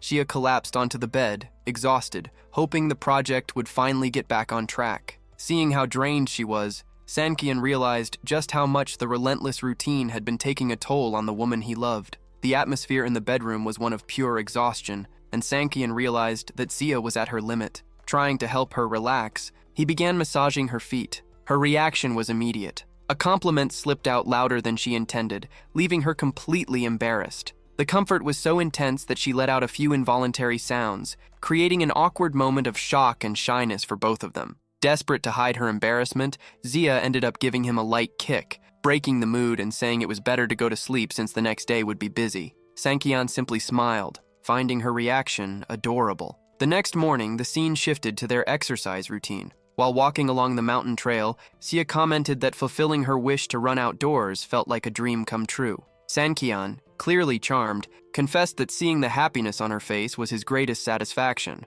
He could not resist and gave her a direct compliment, calling her beautiful. Embarrassed, Xia joked, asking since when he had become such a smooth talker. He assured her it was not flattery, it was simply the truth. Curious and with an innocent look, she challenged him to measure just how beautiful she was. Sanqian put real effort into his answer, saying she surpassed any natural landscape or even the brightness of the stars. The declaration was far too poetic for Xia's shy personality. She felt goosebumps of embarrassment and begged him to stop with the dramatic lines, claiming it was too awkward to handle. Without waiting for his response, she picked up the pace and started running again, trying to leave the over-the-top romance and her blushing face behind. As he ran, Sanqian drifted into his own thoughts, He briefly considered abandoning the pursuit of power and wealth, living a simple and peaceful life by his wife's side. But reality hit him quickly. Without strength, he would become nothing more than a stepping stone for his enemies, and that would put Zia in danger. He understood that. To guarantee her safety against what was coming, he needed to become stronger than anyone else. The following day, the mood at the Su group was toxic. Haichao, with his usual sarcasm, confronted Xia about the problems with the project, throwing it in her face that their grandmother was losing hope. Xiao was not intimidated and fired back, reminding her cousin that the current mess was entirely the result of his own schemes. The other cousin, Han, jumped into the conversation to stir up some sexism. She suggested that if the project was stalled, it was due to Zia's incompetence, and hinted that the only reason Zia had secured the contract before was by seducing the owner of the partner company. Furious, Zia did not hold back. She mocked her cousin, saying Han was wasting too much time fantasizing about the so-called mysterious suitor behind the engagement gift instead of actually working. Arrogant as ever, Han declared that once she married into the powerful Han family, she would not even bother looking back at the Su family. Xia shut that down immediately. She reminded her that, for now, Han was still her assistant and needed to lower her attitude. She sarcastically added that Han should pray for that man to show up soon and rescue her from her current life. Fed up with the gossip, Zia ended the argument. She ordered both of them to stop wasting time and head to the meeting room, because in 15 minutes she would make an announcement that would change the course of the game.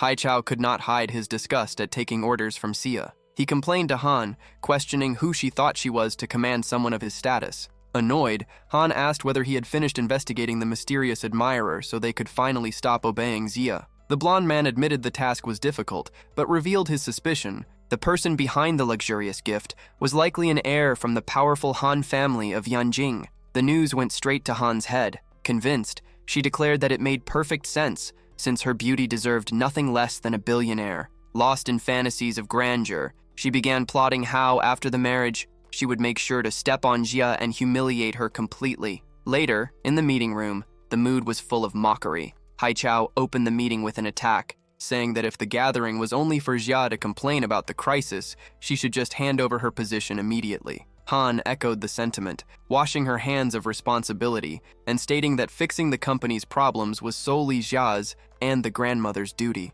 Maintaining her composure, Xia dropped the bomb. The problem had already been solved, and the meeting was simply for the official announcement. Haichao froze in his chair, stunned, reminding her that just the night before she had said she saw no solution. Han even stood up in anger, accusing her of making jokes at a serious moment. Without losing control, Xia picked up her phone and silenced everyone. She revealed that Mr. Zhang had called early that morning confirming the continuation of the project. Defiantly, she suggested that if they doubted her word, they could call him personally. Xia closed the matter by making it clear that she did not owe them explanations about her methods, and that she had already reported their lack of support to their grandmother, exposing how they seemed to be rooting against their own company. The atmosphere in the meeting room changed instantly. As soon as Xia confirmed the project was saved, the board members who had criticized her began changing their tone, pretending they had always trusted her abilities. Haichao, seething with anger, muttered that she had scheduled the meeting just to humiliate them publicly,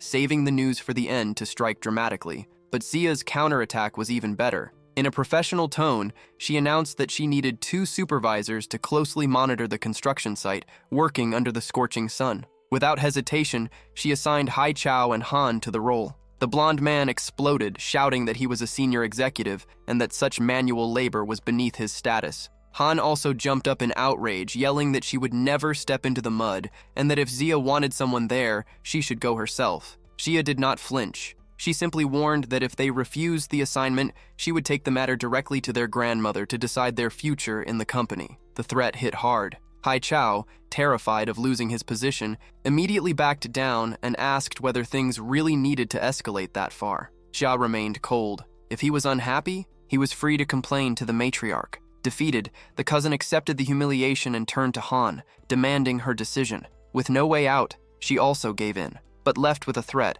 telling Xia not to feel too victorious because the world always turns. With top-tier sarcasm, Xia replied that she would wait sitting down so she would not get tired, then ended the meeting with authority. Meanwhile, in another part of the city, the mood was much darker. At Zhang's mansion, a subordinate presented a briefcase containing 3 million in cash, preparing the group's next financial move. The tension at Yang's mansion rose sharply when a man arrived carrying a briefcase stuffed with $3 million.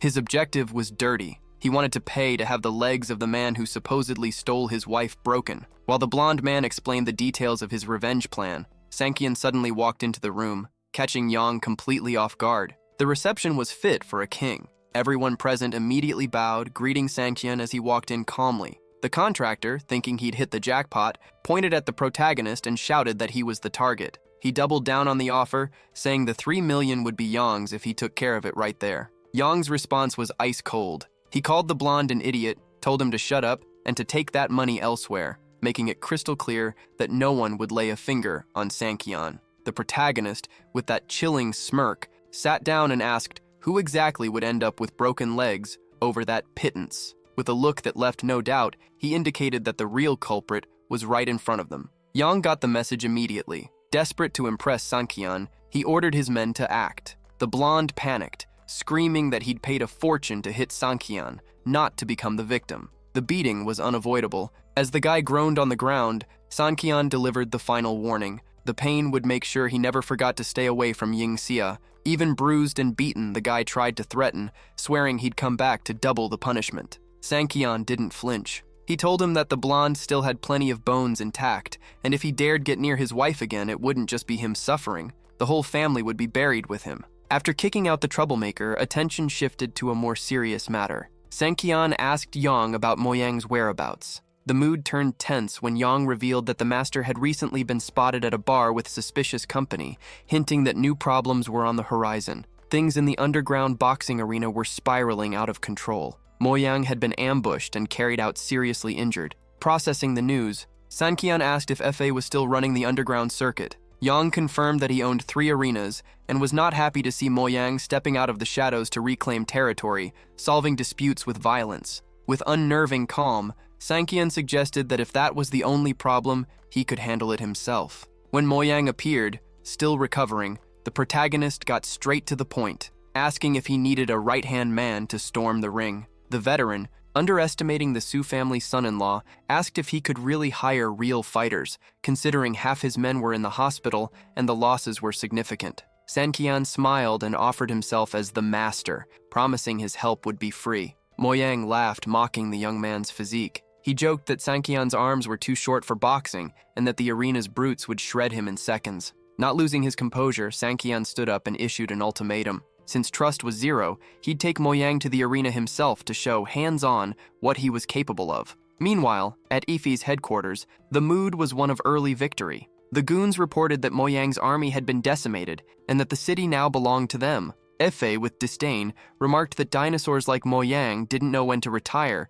and ended up digging their own graves, unable to understand the new era. The celebration was interrupted by a scream at the door. A subordinate panicked, announcing that Moyang was back. And this time, he wasn't alone. The invasion of the underground boxing arena was about to begin. Efe lost it. Hearing that Moyang had returned, he slammed his fist on the table, asking if the veteran really wanted to see the rest of his men in the morgue. The surprise came when one of the goons said the mood was odd. Moyang wasn't armed, just sitting in the crowd like a regular spectator. Laughing, Efe mocked him, saying that if he was there to try copying his elite fighter's techniques, he could watch all he wanted. He'd never come close to them. In the stands, Moyang grew impatient. He nudged Yang, asking where Sankian had gone, since he went to the bathroom and disappeared. The veteran even suggested the guy had chickened out and run. Yang, loyal to his friend, shot that down immediately. Sankian wasn't the type to back down from a fight. Moyang just had to wait. In the center of the ring,